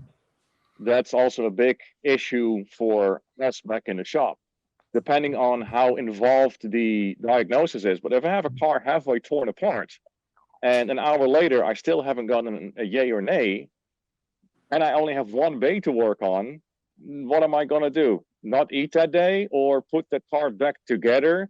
And it always happens at 5 minutes after I did that. Here comes the advisor. I sold the job. Right. Now I have to start over again. So it's all a matter of timing. Get the estimate out there early. That's why I'm saying get it out there before you start working on the vehicle. It doesn't take much to change oil. So lift that car up, check it over, get your recommendations in. While you're working on the car, what it was brought in for, the advisor has a chance then to get the estimate all together, call the customer, and get an approval or a denial. Either way, we know what we're standing, and then get that back to the technician as soon as possible. As working with parts to make sure that the parts are on hand, and if not, we have an ETA on when the part will be there. Coralee, great info for Marco there. Yeah, I think it's really important to get all the customers' information, their contact information, when they come in, because that can be sometimes where all of our time goes. It takes a bit to create the estimate, but then when you don't know exactly how to contact the customer, you try their home number and they're not answering, and you leave them a voicemail, and then you try calling their cell phone, they're not answering, but you didn't ask them before what is the best way to contact you today. They're going to be at work and they can't answer their phone, so text might be the best way, or they might not be able to have their phone on them where they are, so email might be the best way. So it's very important when the customer first comes in to get the best way to contact them that day, because they could have a dentist appointment and be unreachable, so you need to call their spouse to get a decision made. Marco, you've been a tech for a long time. Even before there was texting, I know that. All right. Yeah, absolutely. Have you seen a change in the time for the approval process since we've had the advent of texting, and then now it's super mainstream? There's no added, in most cases, added data charge for a text. It's all part of somebody's plan. Have you seen that change? Absolutely. I mean, when I started out, we were doing MPIs on paper. Yeah. And how easy it is for stuff to get lost like that. Now everything is logged in a computer. So the pictures, the videos, the recommendations, parts information, contact information, it is all there. Which then also the great thing is, should an advisor not be there that day, it's real easy for another advisor to just go clickety, clickety, click, here it is. And with texting, emailing, calling nowadays, it has definitely gotten a lot better. I do like what Coralee brought to the point here, is that ask what is the best way to contact you today. Don't just assume, and don't go off of last visit either. But that's an excellent point, Coralee. I really like that. But to answer your question, Ted, absolutely. And I only see that going forward, and the communication time getting shorter and shorter. Coralee, one more scenario that you want to bring up with Marco. And by the way, what a great benefit to have both of you here today, to talk about this. I'm actually enjoying this, as I'm sure the audience is as well. I kind of want to go back to what Marco was talking about a little bit ago about technicians and being able to sell things and being comfortable with the knowledge that they're being given, and a lack of product knowledge, being able to see the pictures that, video that the technician is sending back to them. But when I was starting out and I did my first year apprenticeship, but didn't know everything. And there's new things coming out every year, right? New technologies that we're not familiar with. So until I personally get familiar with it, I walk out into the shop and view it with my own eyes, because it's one thing to see the picture, but when you can see where it is on the car, what's happening exactly, that's sort of how I get my knowledge and get comfortable with the technicians. Because if somebody's saying that something is rusty, until you gauge where they are in like the scale, I find that's easiest for me for technical knowledge, helping advisors. Personally, I don't know how comfortable you are, Marco, with advisors coming into the shop and seeing the vehicles that you're working on, or explaining and helping them to understand. The way I see this, Coralee, is like the more information and the better information they can bring to the customer, the better it is for all of us. It will speed up the sale. It will speed up the money-making process, and it will speed up getting this car off of my bay and get the next one in. So it's an all-around win-win, not just for us technicians and my paycheck, but for the customer too, to get their cars back, and for the dealership as a whole, for generation of income. But also you have to think about reducing costs on loaner fleets, for example. For sure. They're few and far between right now. Yes. For loaners. Yeah, I had one example where the shop, like they couldn't sell brake fluid flushes. It was taking forever. No one could do it. And they had all the knowledge about why it needed to be done and such. But until they went out into the shop and saw one being performed, the greenest service advisor likened it to a medical procedure, like getting an IV. And she's like, oh, it's like healthcare thing. And she compared it to something that she had experienced personally. And she's the first one to sell the flushes. And it was awesome. Like once they saw it, something clicked. Right. And again, that's why I'm such a big fan of service clinics. Let people see what actually is happening to their vehicle. When they understand, you got them on board. You try to sell them something that, in my eyes, is absolutely necessary, that you as the advisor agree with. But if the customer goes like, Starship Enterprise, what? And Pluto, huh? They go like, no, I want a new pair of shoes that I was going to look at. And no, I don't need this. We're like, oh my God. How can you? So it is very much for advisors the ability to speak the customer's language. You're kind of a translator between the tech jargon that you get from the shop and bringing it to the customers. Like literally, hats off to you guys. I couldn't do it. I don't deal with people. I'll deal with cars. Marco, you've mentioned a couple times here today, and you and I have discussed in the recent past, and I saw you on another panel as well here, talking about the service clinics. And, Coralee, that's something that we did in the not too distant past with customers, maybe once a month, one evening a month, sometimes more. But there's a lot of show and tell there. And there we're communicating, Marco, directly with the customer and giving them information. I'm not sure why a lot of that has gone away. It might be what happened in the last 2 or 3 years. But Marco, speak to the importance of, maybe getting back to that and maybe using some new means, to be able to communicate that with the customer as well. Absolutely. You could even do it on Zoom nowadays if you really wanted to. But what I think is, for the longest time, the service department, the shop, has been this smoke and mirrors, this veil over it, secrecy and mystery. And a lot of people just don't understand their cars. Once you have the car in the shop and you have the customer standing next to you and you just hook up the computer to it and you just have it do a quick scan where it checks all the control units in the car, most people are blown away just by knowing how many computers are in their car. Something as simple as that will lift that veil, lift the smoke for the service department. It will build trust. It will build knowledge. But these people now actually have a really good idea about that. And literally, you can Google this if you want to, but nowadays, cars are more complicated than a space shuttle ever was. Take that home and think about that. And the clinics also help the customers to build a relationship with the service department as well, because it's very overwhelming when they're taking delivery of their new vehicle. You've done all of the paperwork, you need to do insurance, and then you got this new vehicle and all these toys that you want to play with in there, right? And try out these settings and everything. And so the So getting introduced to the service department, it's like this small thing. But after they've had the vehicle for a month or two, to bring them in for those auto clinics, to go over it and introduce them to the service department. And, this is Marco. He may be one of the people working on your vehicle. These are advisors here, and just do a meet and greet. Put a name and a face with make it personal instead of just a numbers game. That's why I really love it. The best sales guys will actually walk the customer through the service department if they're new to the dealership, and let them see how or what. And that's a fantastic way to build trust, retention, and keep building revenue. We need to do something right on that service clinic, Marco. Long overdue. All right. While I have you both here, I got to ask one more question.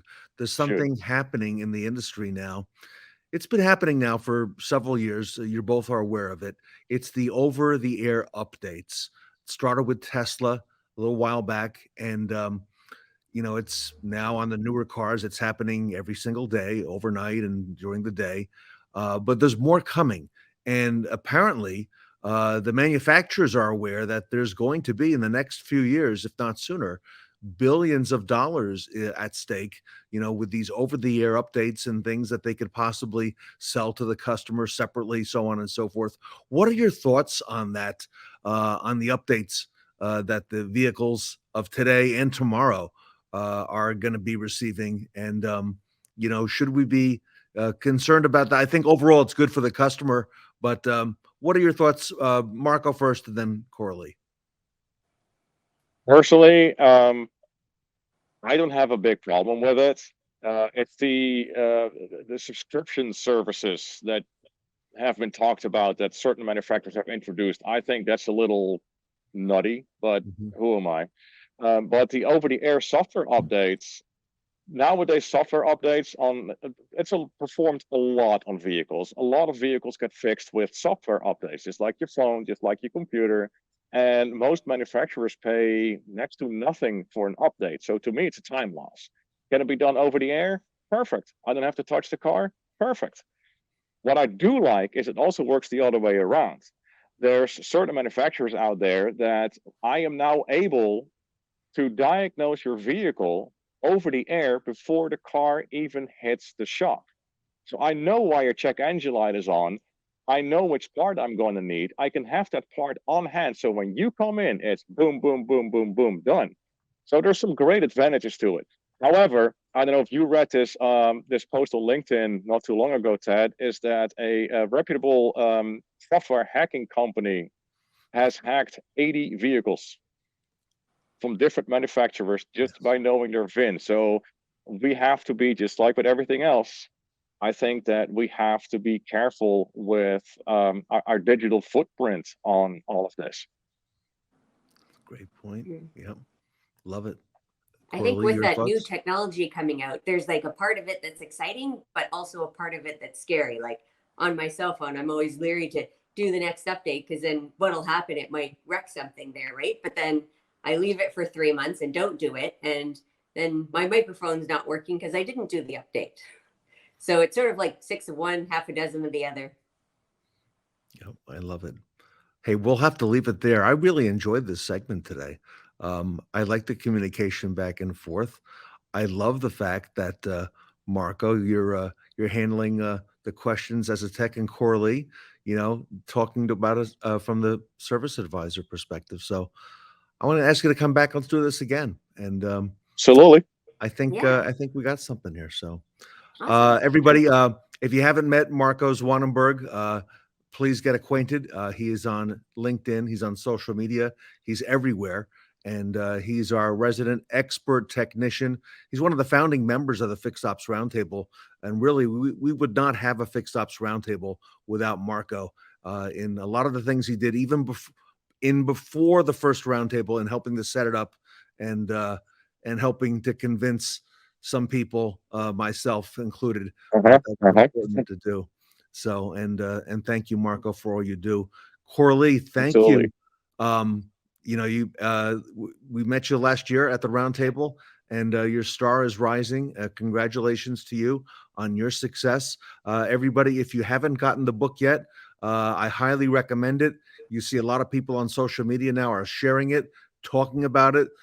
Some of the things that we talked about today are in the 5-star service advisor. You can get it on Amazon. That's what I did. And it's a great read and a great resource.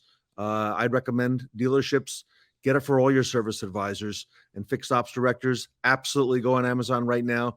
Pick up that book. You know, if you got 12 service advisors times 12, everybody needs to read it. The managers included as well. So a very strong and powerful read. I want to thank you both, Marco and Coralee, for being here today. My pleasure, Ted, as always. Marco. Thank All you, right. Coralee. It was great. Yeah, love it. Hey, who said we couldn't have really good communication between the advisors and the techs? It's just a myth, Ted. It's just a myth. It'll happen. It happens. I love it. Absolutely. Everybody, Coralee Zueff and Marco Zwanenburg here today at the Fixed Ops Roundtable.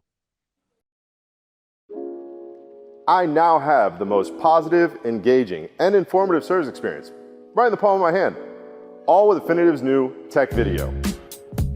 This great new feature is part of their Service Lane technology suite, and it's available as a standalone benefit or to enhance your MPI service. With Tech Video, I can record and re-record high-definition videos, detailing the entire inspection process, whether it's explaining services performed, additional service recommendations, sending an estimate, or even thanking a customer. Tech Video allows us to personally communicate with our customers directly via SMS or email, so we can show them any of our recommendations in real time. Videos can be up to 7 minutes in length and only stream when the customer selects to view. No buffers or downloading, only instant playback. When a customer responds, it will appear instantly in our message chat. How great is that? So let your service team experience smoother transactions, easier communication, and happier customers with Definitive's Tech Video. To learn more, contact Definitive today online at definitive.com.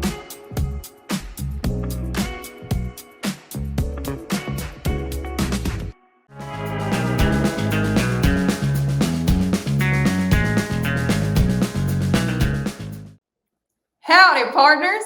Pull your reins back and take a moment to vote for the Best Practice Awards by scanning the QR code on your screen.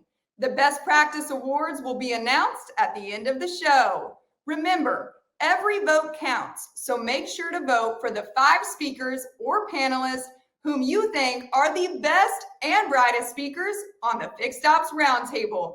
And don't forget, you can only vote once.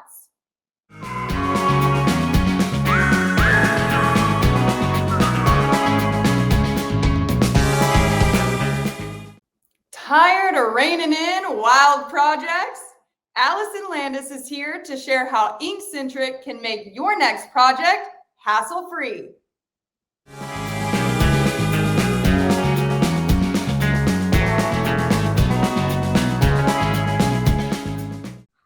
Welcome back to the Fixed Ops Roundtable. It is that time of the event when we are welcoming back Alyson Landis, our great friend from Inkcentric. Alyson, I love the Western wear, the hat. That looks like a poncho as well. Welcome back. Thank you, Ted. So happy to be here. And yes, this is my cowgirl apparel. Thank you for the poncho compliment as well. I love it. I love the earrings as well. Thank you. Thank you. The turquoise to go with the scene. I love it. Oh, and your hat. Yes, loved yours as well. This is a fun theme. Really love getting into it. Thank you, Ted. Yeah, we're having a lot of fun with the Wild West, as we knew we would, and a lot of people are taking part in that. And you know, I'm watching all the companies that you are working with and helping. You and I were talking a little bit in the green room before we started. You know, trade shows are back. People are attending a lot of those, and you're very much involved with that part of the business. Thank you, Ted, very much so. We are hearing that 2023 is the year of the shows. You know, now that everything is back open, things are safer, we are ready to go. And we are here to help anybody needing help with their shows. Backdrops all around. So give us a little background. You do a lot in automotive. For those who don't know, we met several years back at one of the early Fixed Ops Roundtables. Your association with Galpin is amazing. 20 plus years, Alyson. Thank you, Ted. Yes, definitely. Inkcentric started in '99. I took over ownership in 2008. One of the ways that we did sales was by cold calls. Truly wrote a spiel, picked up the phone, and started making those calls. Galpin Motors was one of those all of those years ago. I think we're going on 24 years now, just finished their last calendar. In addition to Galpin, we also work with other dealerships, other companies within the automotive industry, and of course, you, Ted, the Fixed Ops Roundtable. We've been so fortunate to be your printers for this long. It's amazing. And Alyson, don't forget those beautiful best practice awards that you produce for the roundtable and the winners. And I really look forward to when they go out and the people, take a photo and they pose with the award. So, we get a lot of accolades on that. Thank you so much. What an interactive award system you have created, truly, to see it from the beginning to the end, their smiles in the end. We absolutely love being a part of it. Thank you. And, there are some people who've been with the roundtable a long time. Caesar Augustus comes to mind, right, who won an award at the last segment. And, thank you for accommodating. He had a special request, and that worked out really well, with his award. And you're able to custom, you're a big company, but you're able to, to do things, on a personal level, which, always impresses me. Thank you, Ted. One of our biggest competition now are the online companies, of course, for Imprint, Vistaprint, things along those lines. The difference between them and us is you actually get a live person. One of the things we say with the online companies is you get what you get and you don't get upset. With us, we're going to pre-flight your file. We're going to say, hey, we think this would look a little bit better. This would look better this way. So really having a live voice is where we differ from them. And when it comes, let me show real quick, Ted, when it comes to the trade shows, we've come up with this flyer for everybody, really just showing we can do the backdrops, we can do the tablecloths, custom apparel, the side banners. The sky's the limit when it comes to this. And as we know, January's got quite a few shows as well as the upcoming months, and we can customize all of this. One fun product I wanted to show as well, which really gets fun in the automotive shows, are remote control cars. So we can completely wrap and customize these. Wait, you got a wrap for remote control? Yes. And this one is a Mustang, and then don't laugh, but we also have the Hummer. Now, what makes these even more special is we had them signed at the last show that we were at. We had them signed on the top, as you'll see. But they're super cool. Inkcentric is all over them. We had remotes. People are wondering what the heck is flying by. Is there? All different sorts of shapes, everything. It's fabulous. Lots of fun, really, as we know with the shows as well, it's getting the attention. When you have a line and you've got a lot of people around there, everybody wants to get to your booth and say, what are they doing? What are they offering? So that's the idea. And as we talked before, how will they remember you? They're sure as heck going to remember you when you've got this car flying around right next to you. So that's really what we try to do with these. And you do a lot, maybe not the building of the car, but you do a lot of all the other things at your location. You do it on premises. And, yes. Talk to us about that, because you got an amazing facility. You're in Los Angeles, and yes. Take us, which of course, close to Galpin as well. But you do business everywhere. You do business out here, on the East Coast. Talk to us about that a little bit, if you don't mind. No, absolutely. I would love to. I mean, as you can see behind me, I'll move tons of different products that we offer, whether it's posters. This is for Dave Shutton, who's a customizer at Galpin. Custom bags. You can see the Aston Martin. We do the foil and embroidery as well. We really wanted to make ourselves a one-stop shop for all marketing needs. You come in the front door, either Myra and I are greeting you. We've got a great staff. As everybody knows, my husband Mike works on staff with us as well. He's making sure everything is built and delivered as it needs to be. We have a huge warehouse in back, which allows us to also offer fulfillment and drop shipping, which is rather new in the marketing world, meaning we can create these for 20, 50, 1,000 of your customers and put them in a nice custom box and ship them directly to the customer. We don't need the clients and folks like you to worry about doing that. That's our job. That's where we come in. So we've got the space, we've got the staff.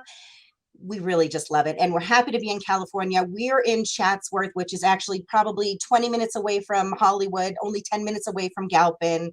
And as we've discussed before, direct mail is still really big. We'll grab those later. Galpin does a ton of holiday postcards at the end of the year, which is fantastic. It's really just another way to reach your clients to say, we are not just salespeople. We have families. Look at what we did over the holidays. So it's a lot of fun, and direct mail is still a great marketing way to be. Okay. Yes, and also you can see here packaging. This is a cool custom box that's for an author. We were able to do logos all the way around, keep with her branding. It actually matches my earrings. That's a whole nother story. But she sent these out, we mailed these out to a ton of different production companies, and fingers crossed that it works out for her. So really the sky is the limit. And one of the fun things is really getting to the point of what our customer is looking to do. Gain more customers, increase their sales, really what's your goal at the end, and we will piece it together and give you ideas on how we can help you reach that goal. I know for the trade shows, I've experienced a lot of the things that you do, the banners that you produce, and all the things that go along with the trade shows, the giveaways and so on and so forth. You're very creative, Alyson, in what Inkcentric does, and you deliver a really high quality product, and a lot of thought goes in, to the, like you just talked about now, the colors, the branding, to making sure that it really resembles, the company and their, what they stand for. Thank you, Ted, so much. One quick fun product here. This little guy is a stress toy, but what makes him special is he talks. It's going to be a stress-free day today. So of course I have it memorized, but fun giveaways like this is what makes other companies and people remember you. Yeah, this guy sat on our desk for a while now, and everybody loves him when they come in. So love it. Yes, love what we do, and I hope that shows. It's been a long time in this industry, and we hope to double, be here, triple as long as we've been already. And give us an example of some of the other things that you do for Galpin, because I'm always amazed, with your videos and, what you come out with. Like, I can't believe that she did that, at Inkcentric. It's so creative, and you got a great relationship with that organization as well. Here's some fun Galpin stuff. Okay. Hats. Porsche, Aston Martin. Gosh, I couldn't have picked two better brands, right? Of course, these are beautiful. These are both embroidered. We even do fun stuff. This is just a luggage tag. So front and back, but they treat their employees at the end of the year with a few different trips. So they gave everybody these. This was a Cabo trip. This is one of my favorite ones. This is a fan. Printed front and back. But what's great when you're at the outdoor events, even indoors, everybody's hot. So why not hand them your logo to go ahead and as they're walking around, just fan themselves. Thank you for continuing to show my logo as you're fanning yourself. So this is one of the fabulous ones. Mailings for Galpin are huge. They really focus on the mailings, and it's a great way to reach their audience and the community members and everything else. And then of course, the calendars. This one happens to be last year's, but this was just right here. I love the fun cover of this. We just finished this year's calendars, which I owe you a copy, Ted. I need to be sending that your way. Let's see what else. Business cards, of course, for them, going all the way back to the beginning. And these are just fun. These are for, oops, you can't see that one. For their new hires. So everybody that's hired at Galpin, we end up receiving a list. We print name badges for them and business cards, so they are ready to go. Here is an example of a name badge as well.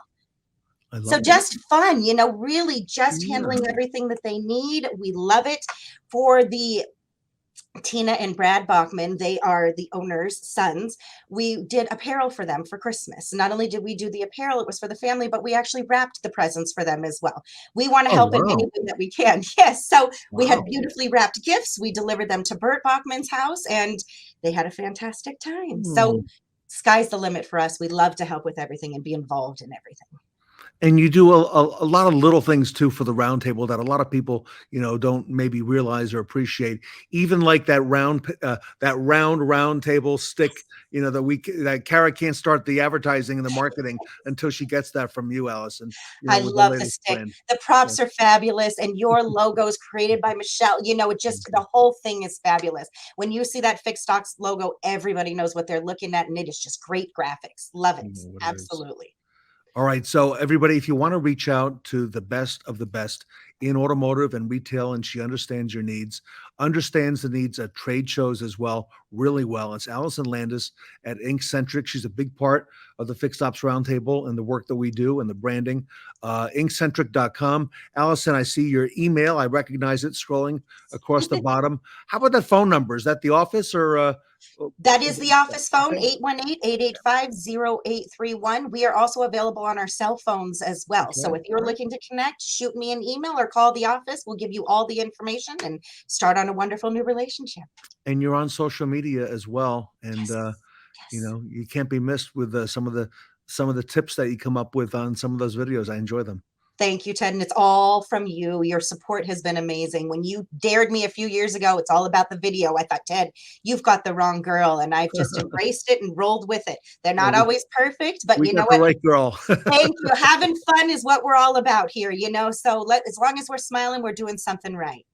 All right. Well, Alyson, I look forward to a great year ahead working with you and Inkcentric.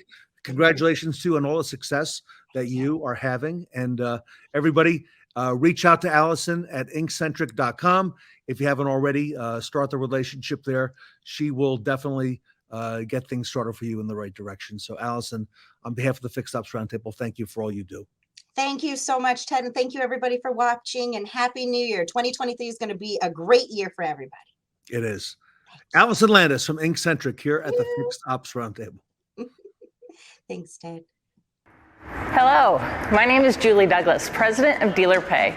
For more than 20 years, we've been working exclusively with dealers to process electronic transactions. We've developed a dealer-specific payments and point-of-sale solution designed to help dealers be more profitable, productive, and successful. The reason our solutions have been proven effective is that we understand the dynamics of accepting payments in each department and can offer customized solutions that guarantees to exceed your expectations. Our point-of-sale solutions provide customers with multiple ways to pay. With a strong emphasis on both security and modern technology, we cover all aspects of the purchase and the last experience your customer has in the dealership. It's important to us that your customers are satisfied and your dealership is properly funded for every sales transaction. We are advocates for dealers and recommended in the industry. Let us help you get set up with a seamless transition. Contact me directly. Julie Douglas, Dealer Pay.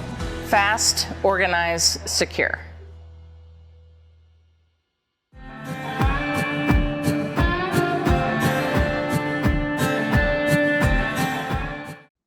Round in the corner is our next speaker, Rebecca Chernek of Chernek Consulting.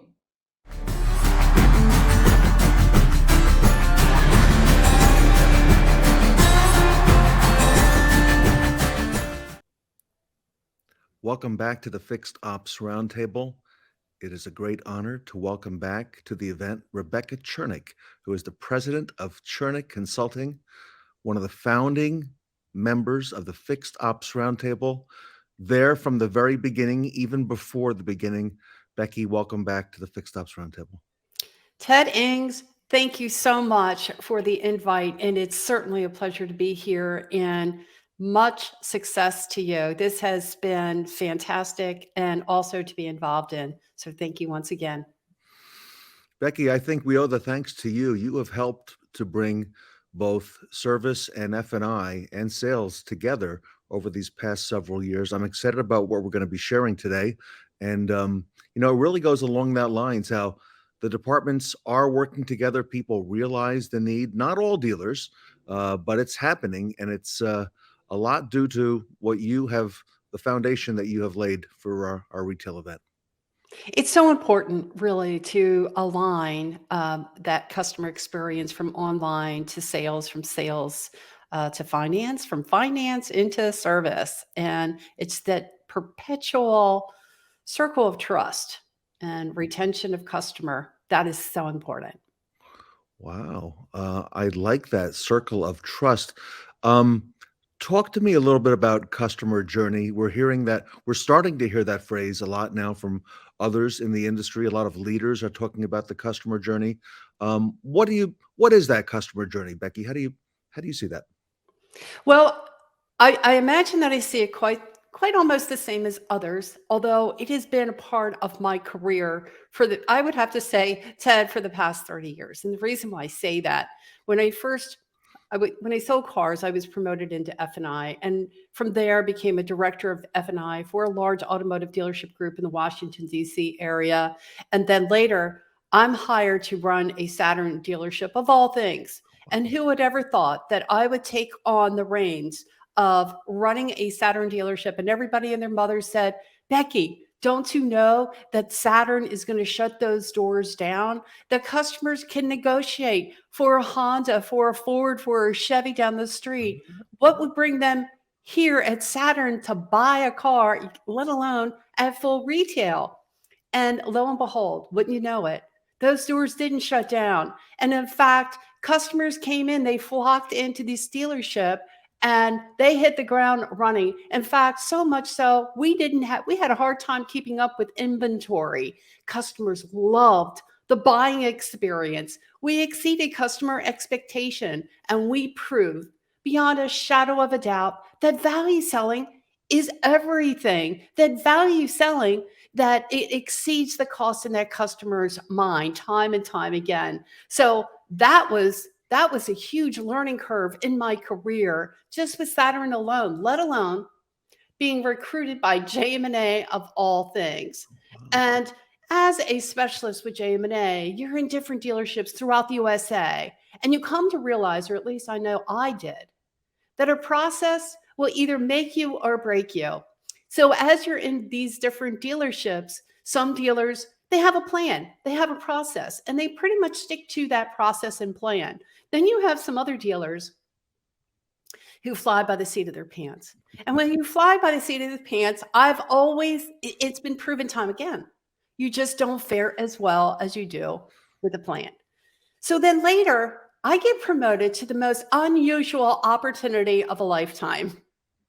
I am promoted to the AutoNation division in the mega store. And my boss, you likely know, Adam Arens.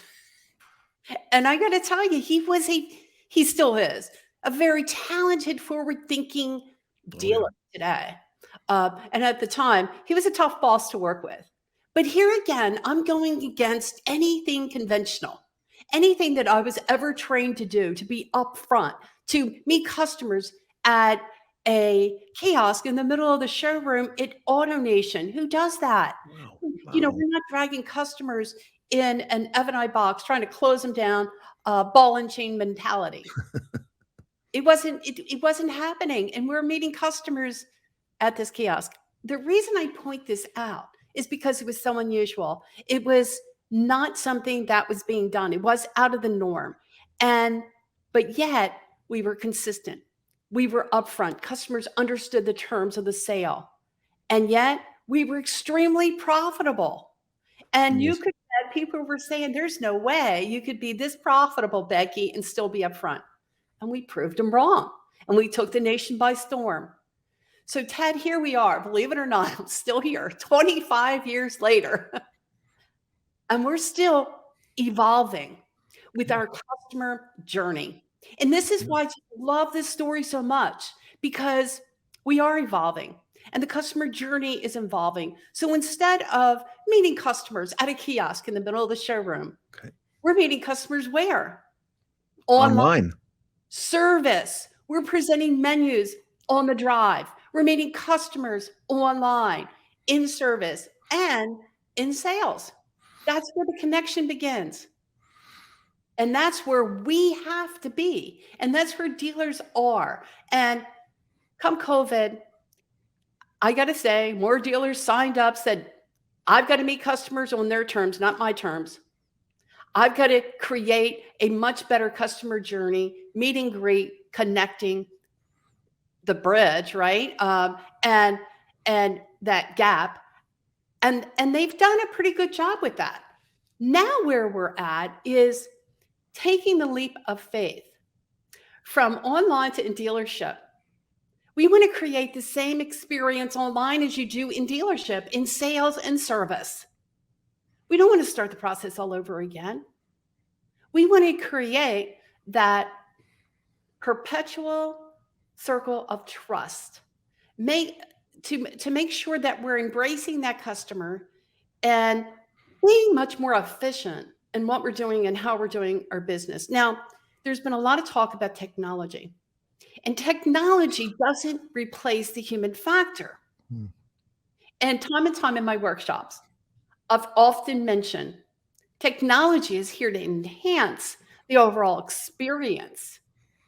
It's to give the customer or the feeling that they're in control of the buying process. Yet all along, we know who's in control of this process. And this is where this customer journey is so important, because we're exceeding customer expectation. And when we exceed customer expectation, going back from the time that I was in Saturn, going from the time that I met that customer at a kiosk in the middle of the showroom, from online to in dealership right now, to connect the disconnect, to be able to meet and greet customers based on their terms, to give them the power, if you will, to toggle, to have ability to self-desk through these terms and options based on their needs and their wants. And this is a consistent presentation, but yet it's evolving. It's not this static e-pencil, or not that necessarily that e-presentation, if you will, and service. It's evolving as the customer processes through their wants and their needs. And that's what makes it so unique. Because And Becky, you're reminding us that what a great reminder that you are retail. Okay, you've done it. You've not only been in the dealership, you've implemented some very unique and innovative things. You mentioned the kiosk, right? Think back to that, right? When Adam and yourself, the AutoNation, and you using that early on in the process, and now here we are today, and you're innovating again, and it's that customer journey, if you will, and bringing the disconnected together with sales and with service, and it's all one. And you're right, the journey does start online, and it's a lot of transparent. Can you believe it? We're transparent now throughout the dealership, not just in sales and F&I, but we're in service, and we can still be profitable, like you said.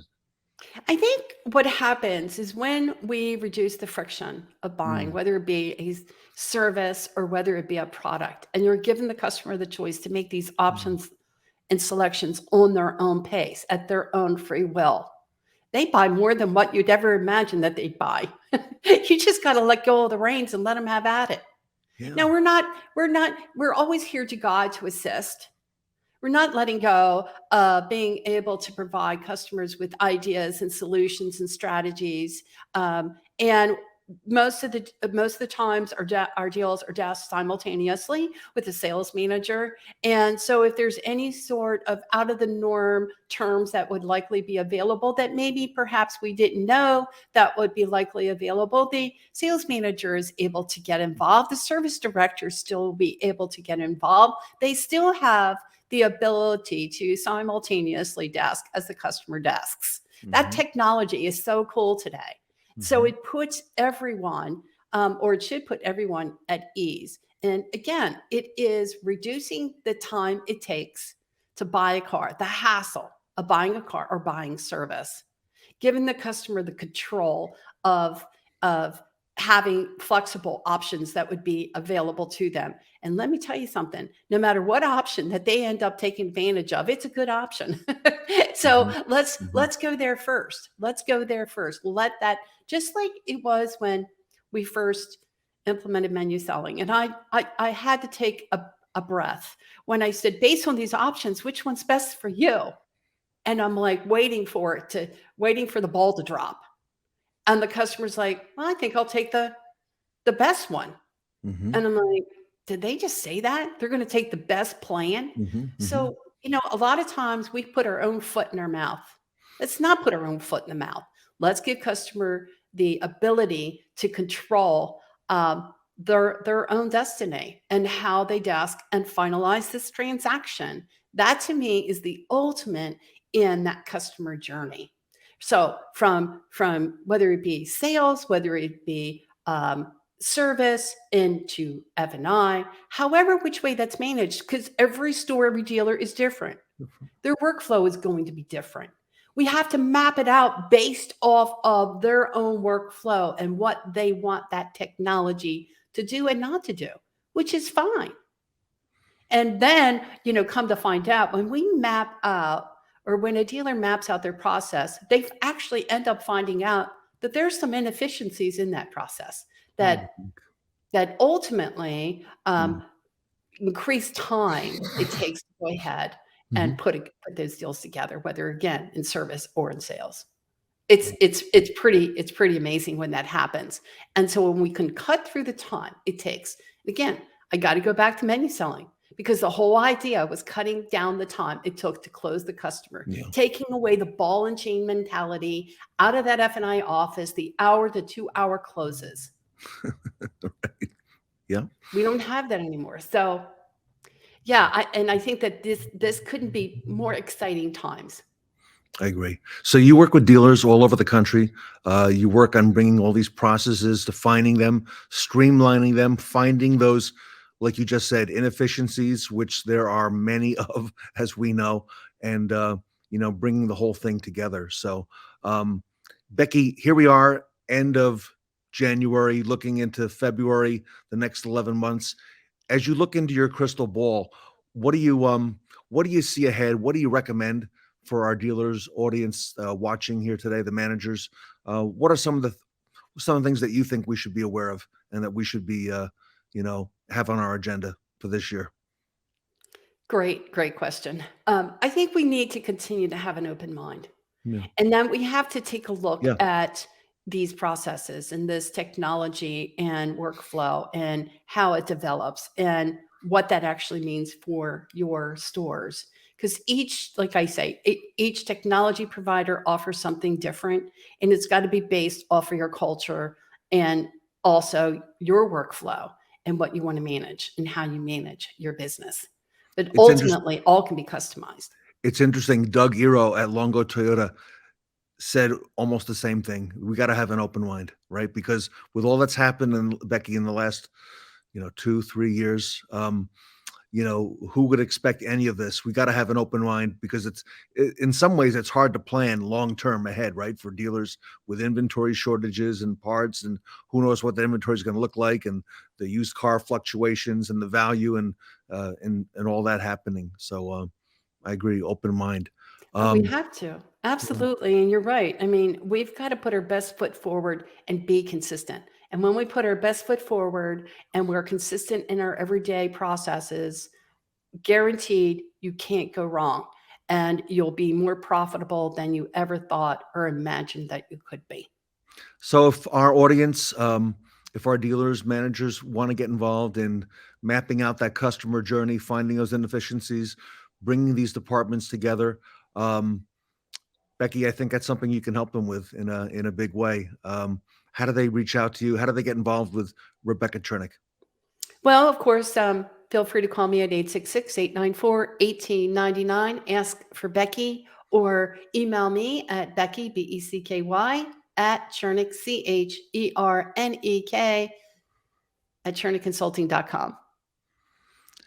Becky, I want to thank you for all you do for our industry, and a lot of the fun that you bring to our events too. Okay. And, what a great, not only attitude that you've got, but, great credentials, and having been there and being there in the real world. So congratulations to you on all the success, and to a great 2023 ahead. Hey, and it is again a pleasure to be here with you on that Fixed Ops Roundtable. I'm so happy for your success. And I always knew, I'm like, this Ted Hanks, he's going someplace. I need to follow this man. And I'm so glad I did. So glad I did. Everyone, you can get involved with Rebecca Chernek, the president of Chernek Consulting. You can visit her online, ChernekConsulting.com. The phone number is scrolling across the bottom. Becky, on behalf of the Fixed Ops community, thank you so much today. Thank you, Ted. Appreciate it.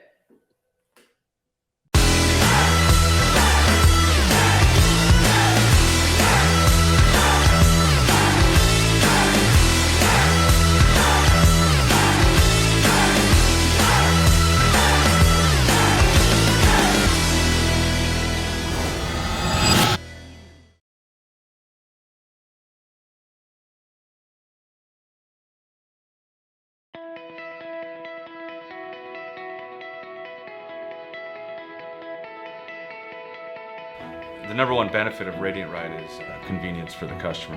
Whenever they're coming in for maintenance, they're able to come in, get their basic services done, but also take care of the windshields, the wheels, the dents at the same time, allowing us to make it a seamless effort for them. It's a great benefit, and I've had several customers that I personally know that have purchased Radiant Ride and have told me how great it is. They know that they got a windshield star or other issue with the vehicle, and they don't have to panic because they know, hey, when I go in to get my car serviced next, I'll just get it all taken care of at once, and they love the convenience. Well, that's what's worked out so well. We've been able to just take care of the regularly scheduled maintenance along with any warranty work or whatever, and we can take care of, you know, what the program has to offer. And so you can encompass the whole experience under one umbrella, and that's what's worked so well for us.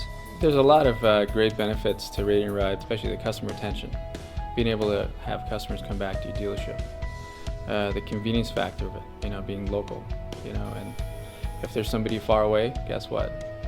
Radiant Ride will go to them as well. To be able to have a product that, you know, that takes care of all those things, and for a customer to come into a dealership where they bought it from, and for us to be able to hold on to that customer, you know, it's important. You know, it just brings them back every time, and if they're in here for their third, fourth, fifth year of issues, and at that time they're looking at buying a new car because they're so well taken care of, it's a great tool for the dealership as well. So it's a win-win situation for everybody. You know, with Radiant Ride, that helps us become a one-stop shop for all their needs. You know, we don't have to, you know, they don't have to worry about going anywhere else for any of their vehicle needs at all. There's other dealers out there. The great thing about Radiant Ride is the support behind the scenes. You know, if there's ever any issues or questionable situations, Radiant Ride always stands behind the product and is there for the customer.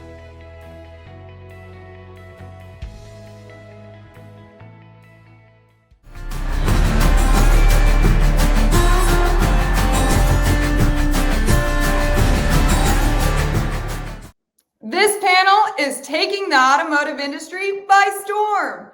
It's the Women in Automotive panel.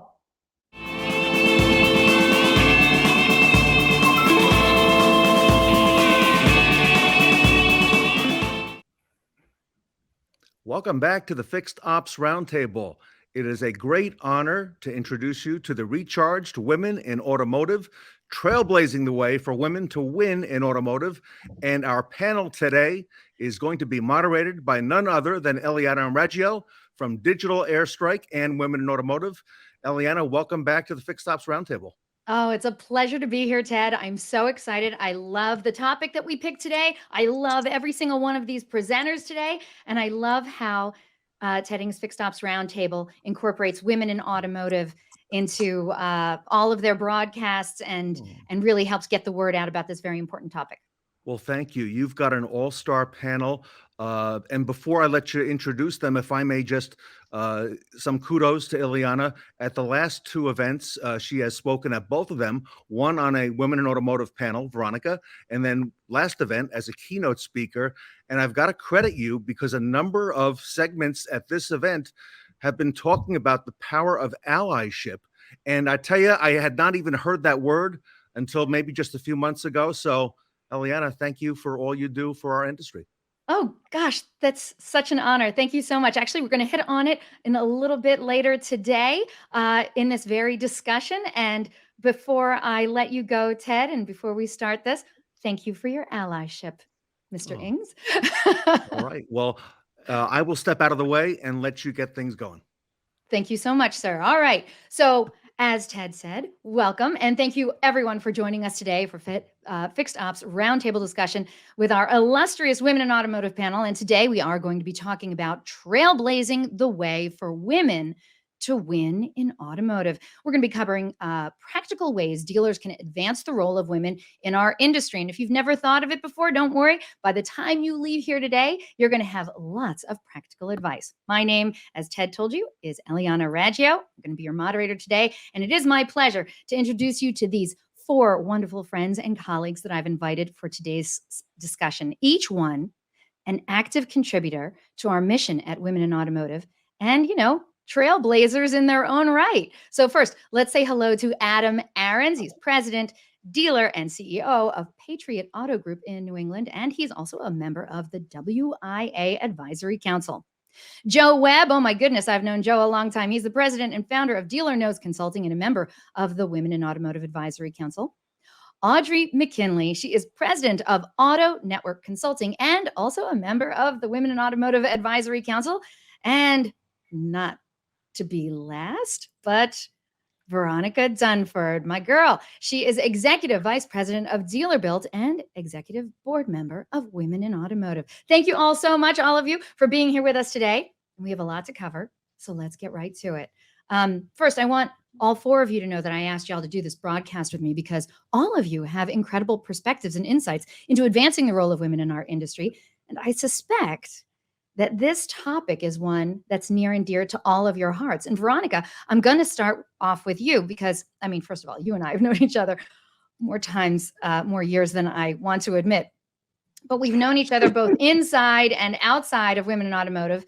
And it was 1 year ago, almost exactly, it was announced that you had taken over executive leadership of the Women in Automotive organization.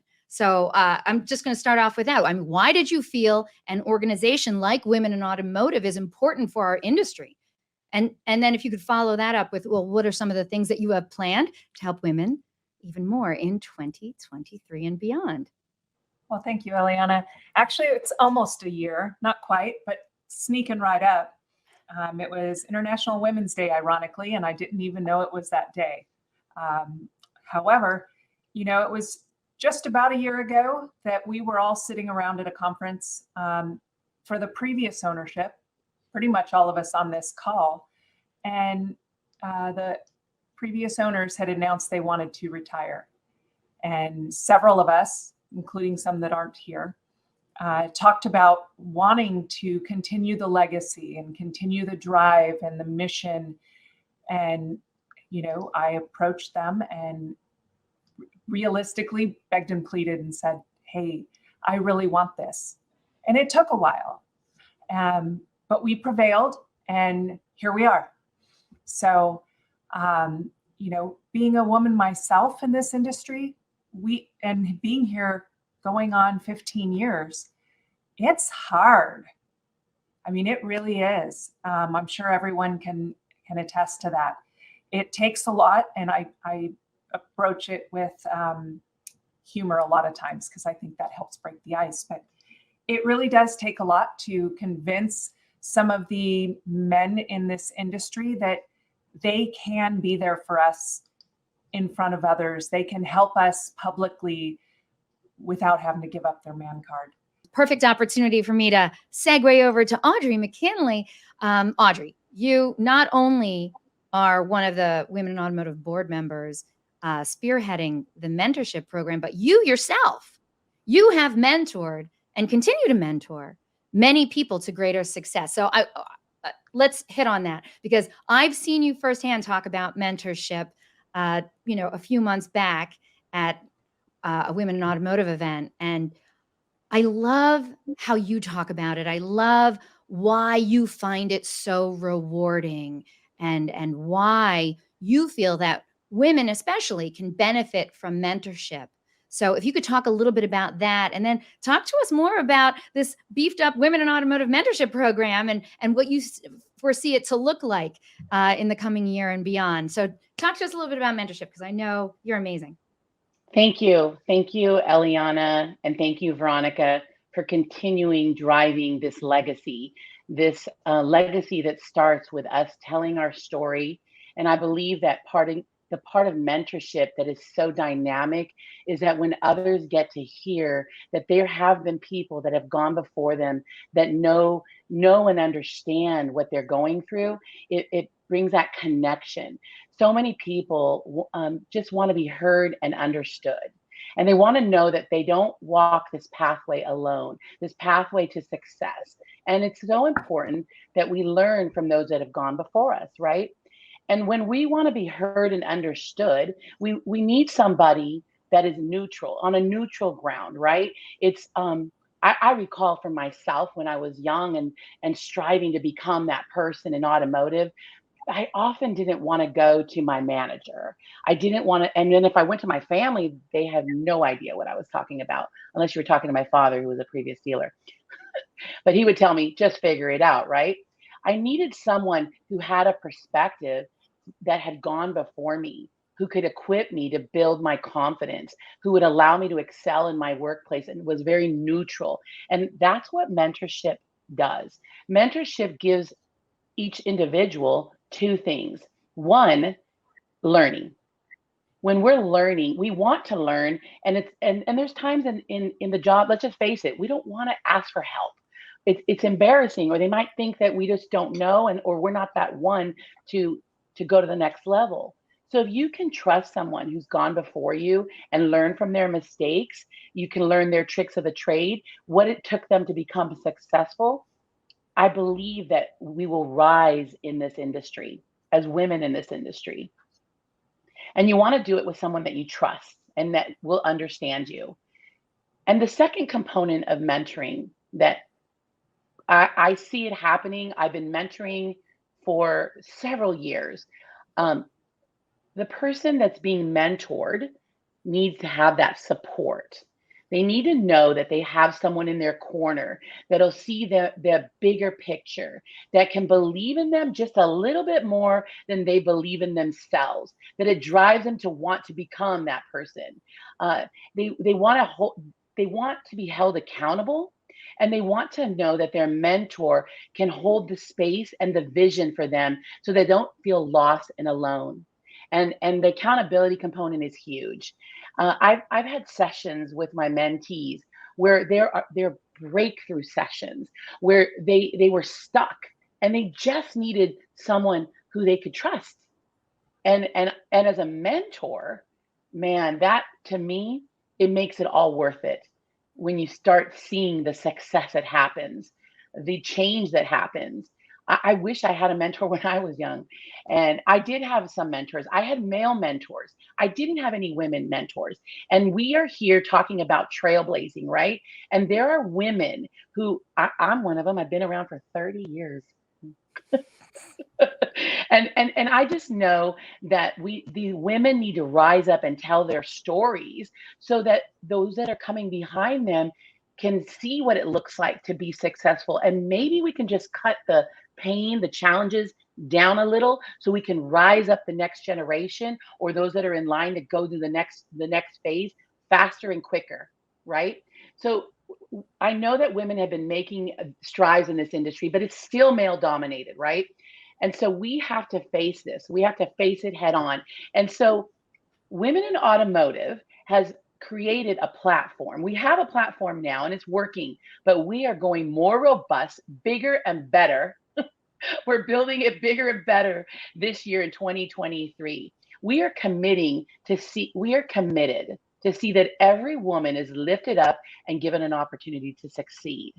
This platform that's coming, that's more robust, it will provide a place where everyone can manage, match, motivate, and measure each mentor and mentee experience. It's like Match.com for women in automotive.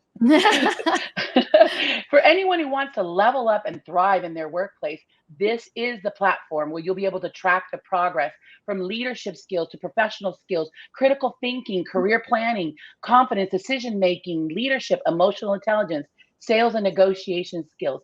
And it has to happen from someone who knows this industry. Okay, so audience, thank you so much, Audrey. Fantastic input there. Audience, I do want to let you know, you should have seen Audrey's eyes sparkle a few months back at the last Women in Automotive event that we had when I flat out asked her, why is it so rewarding for you to be a mentor? And she basically said, you know what? In a lot of ways, I get more satisfaction and more pride from the accomplishments of my mentees than I do of my own. And so if you're on the fence about whether to be a mentor or whether to get yourself a mentor, find out more information at womeninautomotive.com. How'd I do? All right. Thank you so much. Okay, next, I want to bring in Joe to this conversation. Now, again, Joe and I, we've known each other more years than I care to count. But one of the things I want you to know about J-Dub, as I like to call him, is I actually have, don't make that face at me, I have firsthand knowledge that he has personally helped several women reach greater success in the auto industry. Are you going to cry, Joe? That's I not know. how I do it. Okay, no, but seriously, he actually took certain friends of mine aside and he gave them encouragement. He introduced them to the right people. He gave them that push that they needed so that they could get ahead in their careers. And that's why I want to talk to you, Joe, because I think this is important. I want you to tell everyone why you continue to be a fantastic ally to women and how others can do the same. Now, I'm sure you've done it for men too, but you basically, I know for a fact you've done it for at least 3 women that I personally know. So talk to us about how others in the auto industry can pinpoint a person who really is a rock star and give them a push in the right direction so that they're not wallowing in mediocrity someplace, and they can really find their stride and blaze a trail for their own so that they see greater success in automotive and don't leave this fantastic industry. So when I think, why did I get into allyship? I'd say it's because I'm selfish. And I'll explain. I think first and foremost, I have always relished people for their differences just as much for their similarities. And sure, most people prefer to be surrounded by like-minded people. But everyone knows if you want to achieve success, yes, you need everybody pulling in the same direction, but you also need differences of opinion. And you need those that share a different perspective, in some cases even challenge you. No one continues to improve themselves personally unless they're surrounded, no one improves if they're surrounded by yes men. And yes, I use that gender specific nomenclature for a reason. Like, I've long felt that women bring as much, much more fully realized consumer experience to the table than men. Than the average man. And don't get me wrong, I don't think of myself as the average man. I'd like to think of myself as exceptional. But I think most men need to have that women's viewpoint when conducting business. It benefits us all to get both a man and a woman's perspective, not just a man's perspective. So if my own personal goal is to succeed, a woman's opinion doesn't just matter, it's imperative. And every smart person will tell you to surround yourself with different perspectives. And for me, that is what I've done. So I've done it mostly for selfish reasons, I'd like to say, or maybe I've invested my time in allyship because I was raised by a single mom for a few years in between my father, who would only have occasional visits and lived out of state, and the man that eventually became my stepfather, rest in peace. For years, I saw firsthand how my mom needed support, not just from women, but from, me, a man, or well, at least at that time, a young teenager growing up too quick. I think because of that life experience, I had this sort of Superman complex, which is where women, children, underrepresented minority or underserved communities, if they're in help, if I have the personal ability to help them, then I'm going to do it. And over the years, if you're like me, over the years, you encounter women who have, and they say it, you can see it on their face, you can see it in the actions they take. They have an insatiable drive to succeed, but let's face it, many are stuck in a male-dominated industry or a dealership where their managers or even their coworkers are there to try to keep their thumb on them or disenchant that woman's drive. And yeah, I mean, the opportunity, it's the opportunity that they're missing, I think. Exactly. I mean, if I feel that just some of my guidance could help buttress their ambition and that my words of encouragement and coaching can propel them on to bigger and brighter things, then it isn't a selfless act by any means.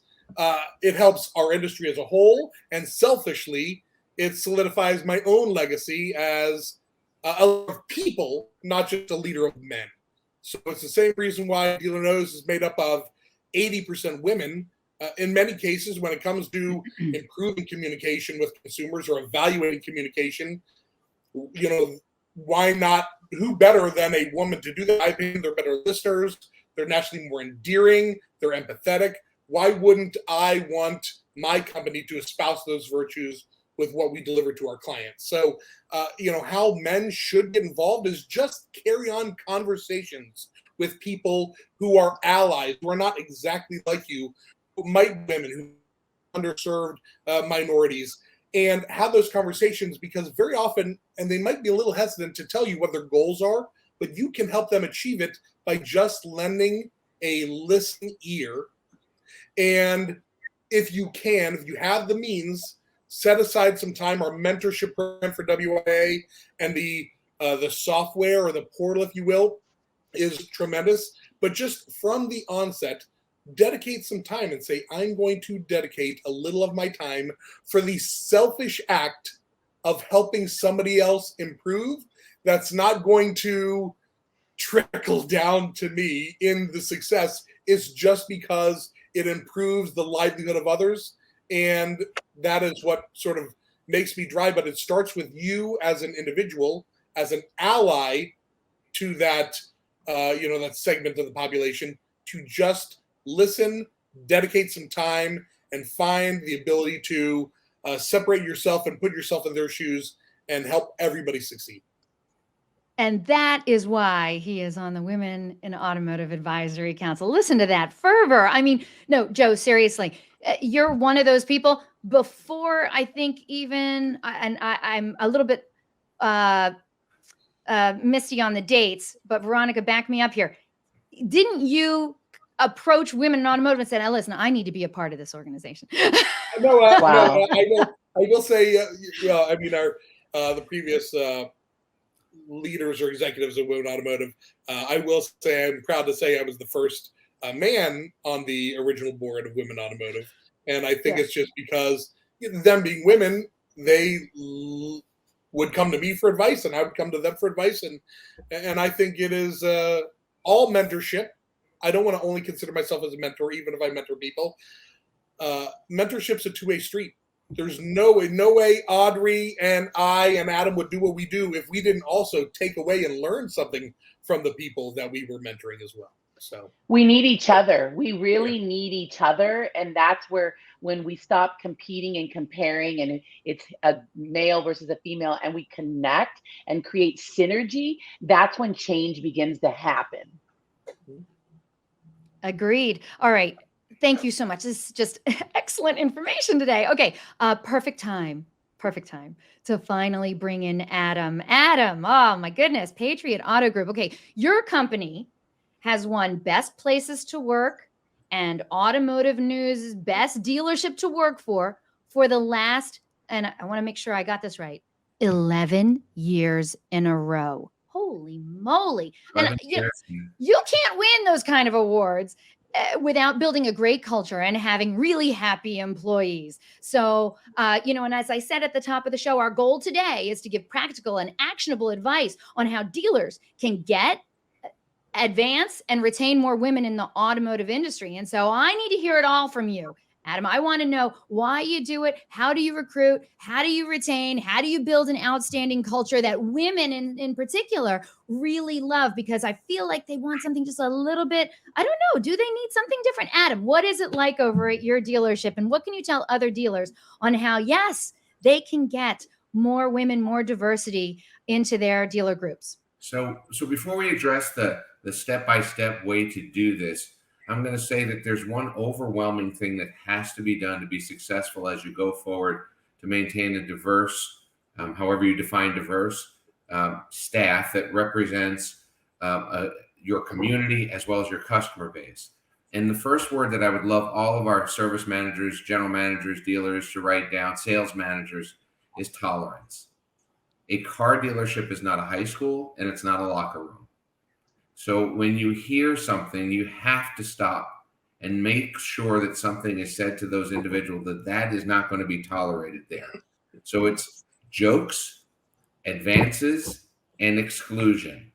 When people go to have lunch and it's always a bunch of guys, but there are women that work there, if your departments are segregated by gender, and that happens where somebody says, well, I have plenty of women and they all work in the office, or I have plenty of women and they're all in the BDC, or I have plenty of women.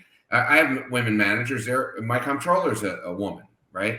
So that means that something's being tolerated in your organization and segregated.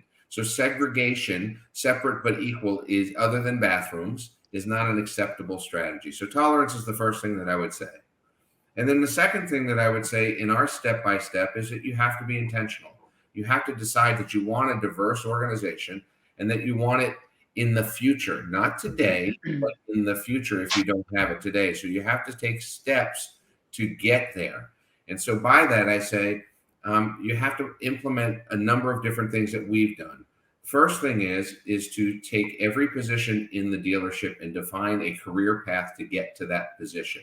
That doesn't mean that everybody that you hire is going to be stepping towards that level, but it has to be defined so that everyone has the opportunity to achieve that if they're the type of person that achieves it. Separate, under my breath, I will tell you, as you prepare people for better positions, higher up positions, they may leave your organization, and don't be threatened by that. If you don't have space for them when they're ready, be happy that they're going someplace that has the space for them to advance their career. It has to be more about them than the organization, and your organization will benefit like a pyramid. It will just continue to grow and to grow and to grow and to grow by doing that. So number one, intentional. Number two, a career path for every position. Number three, this is a recruiting piece that I'll throw out there to our service managers. Go to your tech schools and offer a $250 per semester scholarship for two type of people, and it can be up to $500 if they combine it. $250 to any woman that registers and enrolls to become an auto mechanic.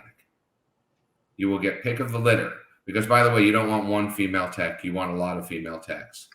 Number two, $250 scholarship to anybody who's a veteran. So these are the two organizations, these are the two types of people that have sometimes greater discipline, sometimes more thought process into where they're going. So those are two things you can do tomorrow. Go reach out to your tech school and offer scholarships to each one of them. By the way, by doing that, you will get the advice of the leaders of that school, and you'll get their best candidates. It's happened to us forever. And then bring them in. If you want more women, bring them into entry-level positions. Because if you have a career path, you can bring people in an entry-level position. So if you come in as a lube tech, which is where all of our women have joined us, then they can advance to become a C tech, a B tech, an A tech, and then finally a master tech. If you have quick service, don't hire anybody but women to be the service advisor, because that's where your future service advisors are going to come from. So this is really kind of simple stuff. And at least for us, it's simple because we do it intentionally. Wait, I have to stop you right here. You have a concerted effort to bring women in through the service drive. You have techs? You have female techs? Yes, and there are female techs out there. And I will tell you something, that there is no limitation on a female tech. There's no limitation on any woman. I'm just curious why you thought a hardened dealer thought to say, women would be great for this job. Let's go after them. Well, women have achieved in any area of the dealership where you have women, they'll achieve at or near the top. Everybody who has a professional saleswoman has her multiples, in our cases, at or near the top in sales, at or near the top in F&I production, at or near the top as a service advisor, at or near the top as a technician, at or near the top in the BDC.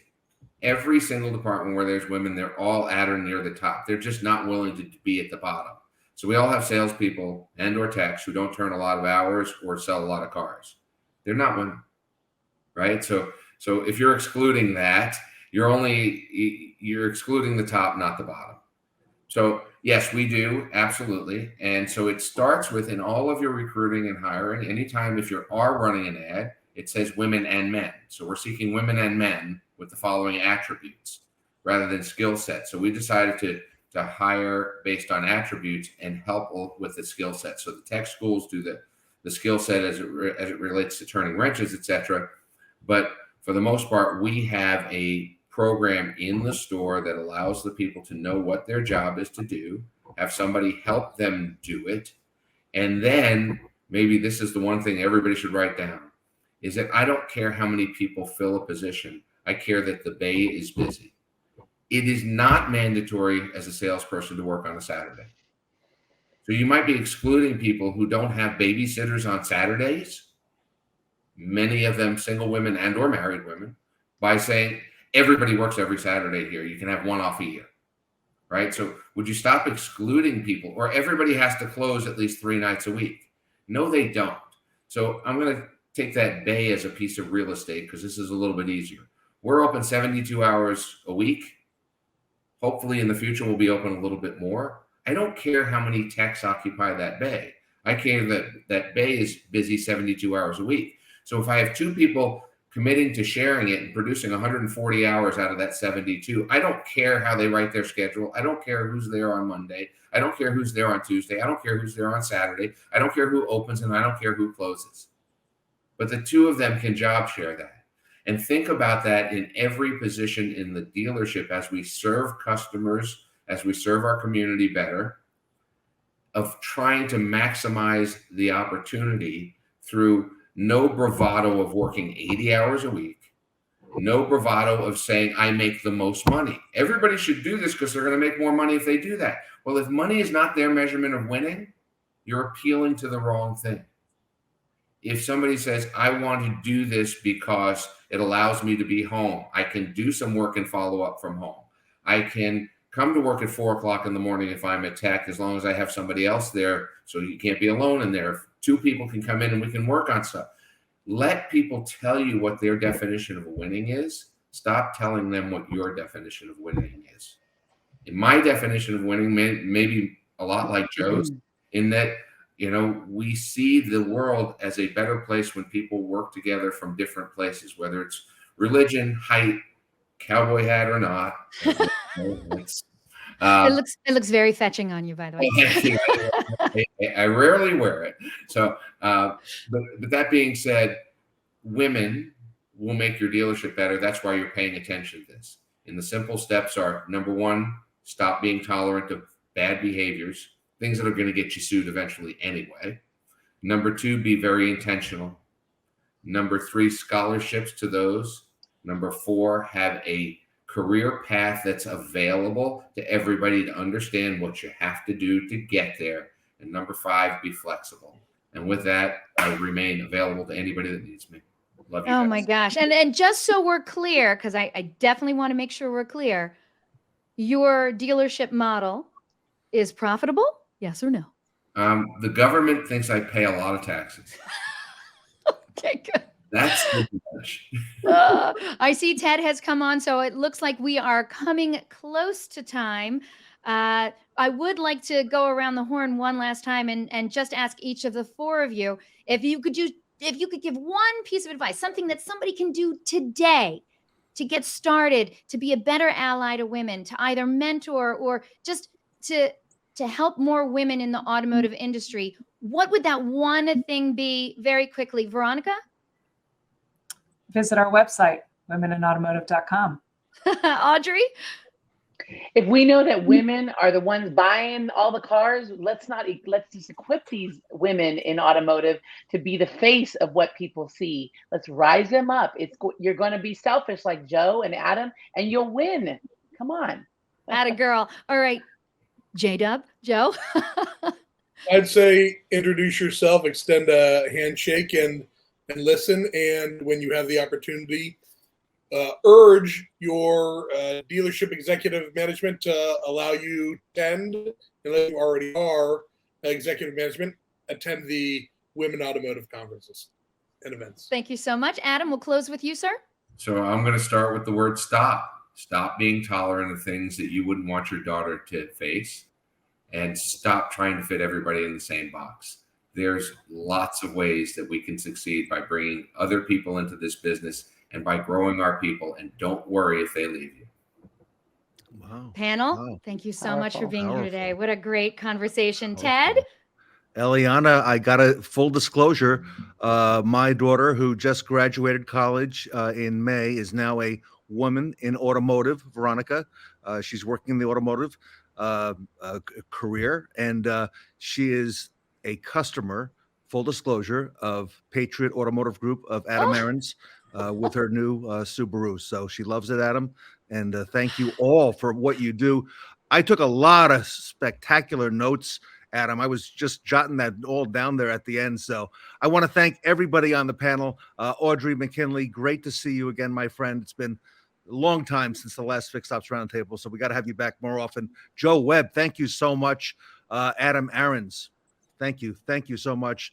Veronica, congratulations, great work, Women in Automotive. I'm looking forward to what's going to happen now in 2023. Great things. And Eliana, once again, my friend from New Jersey, you lit it up. So thank you so much for all you do for our industry.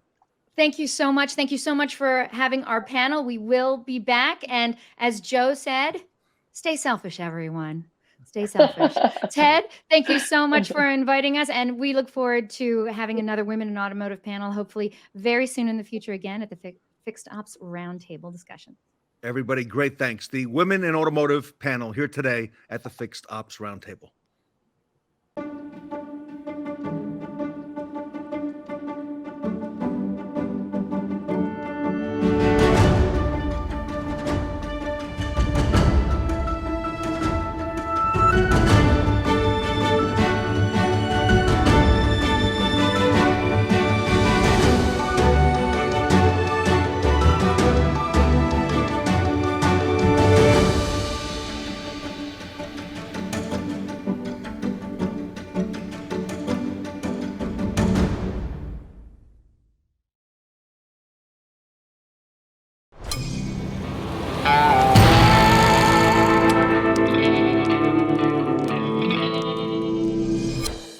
The Fixed Ops Roundtable sure knows how to rodeo.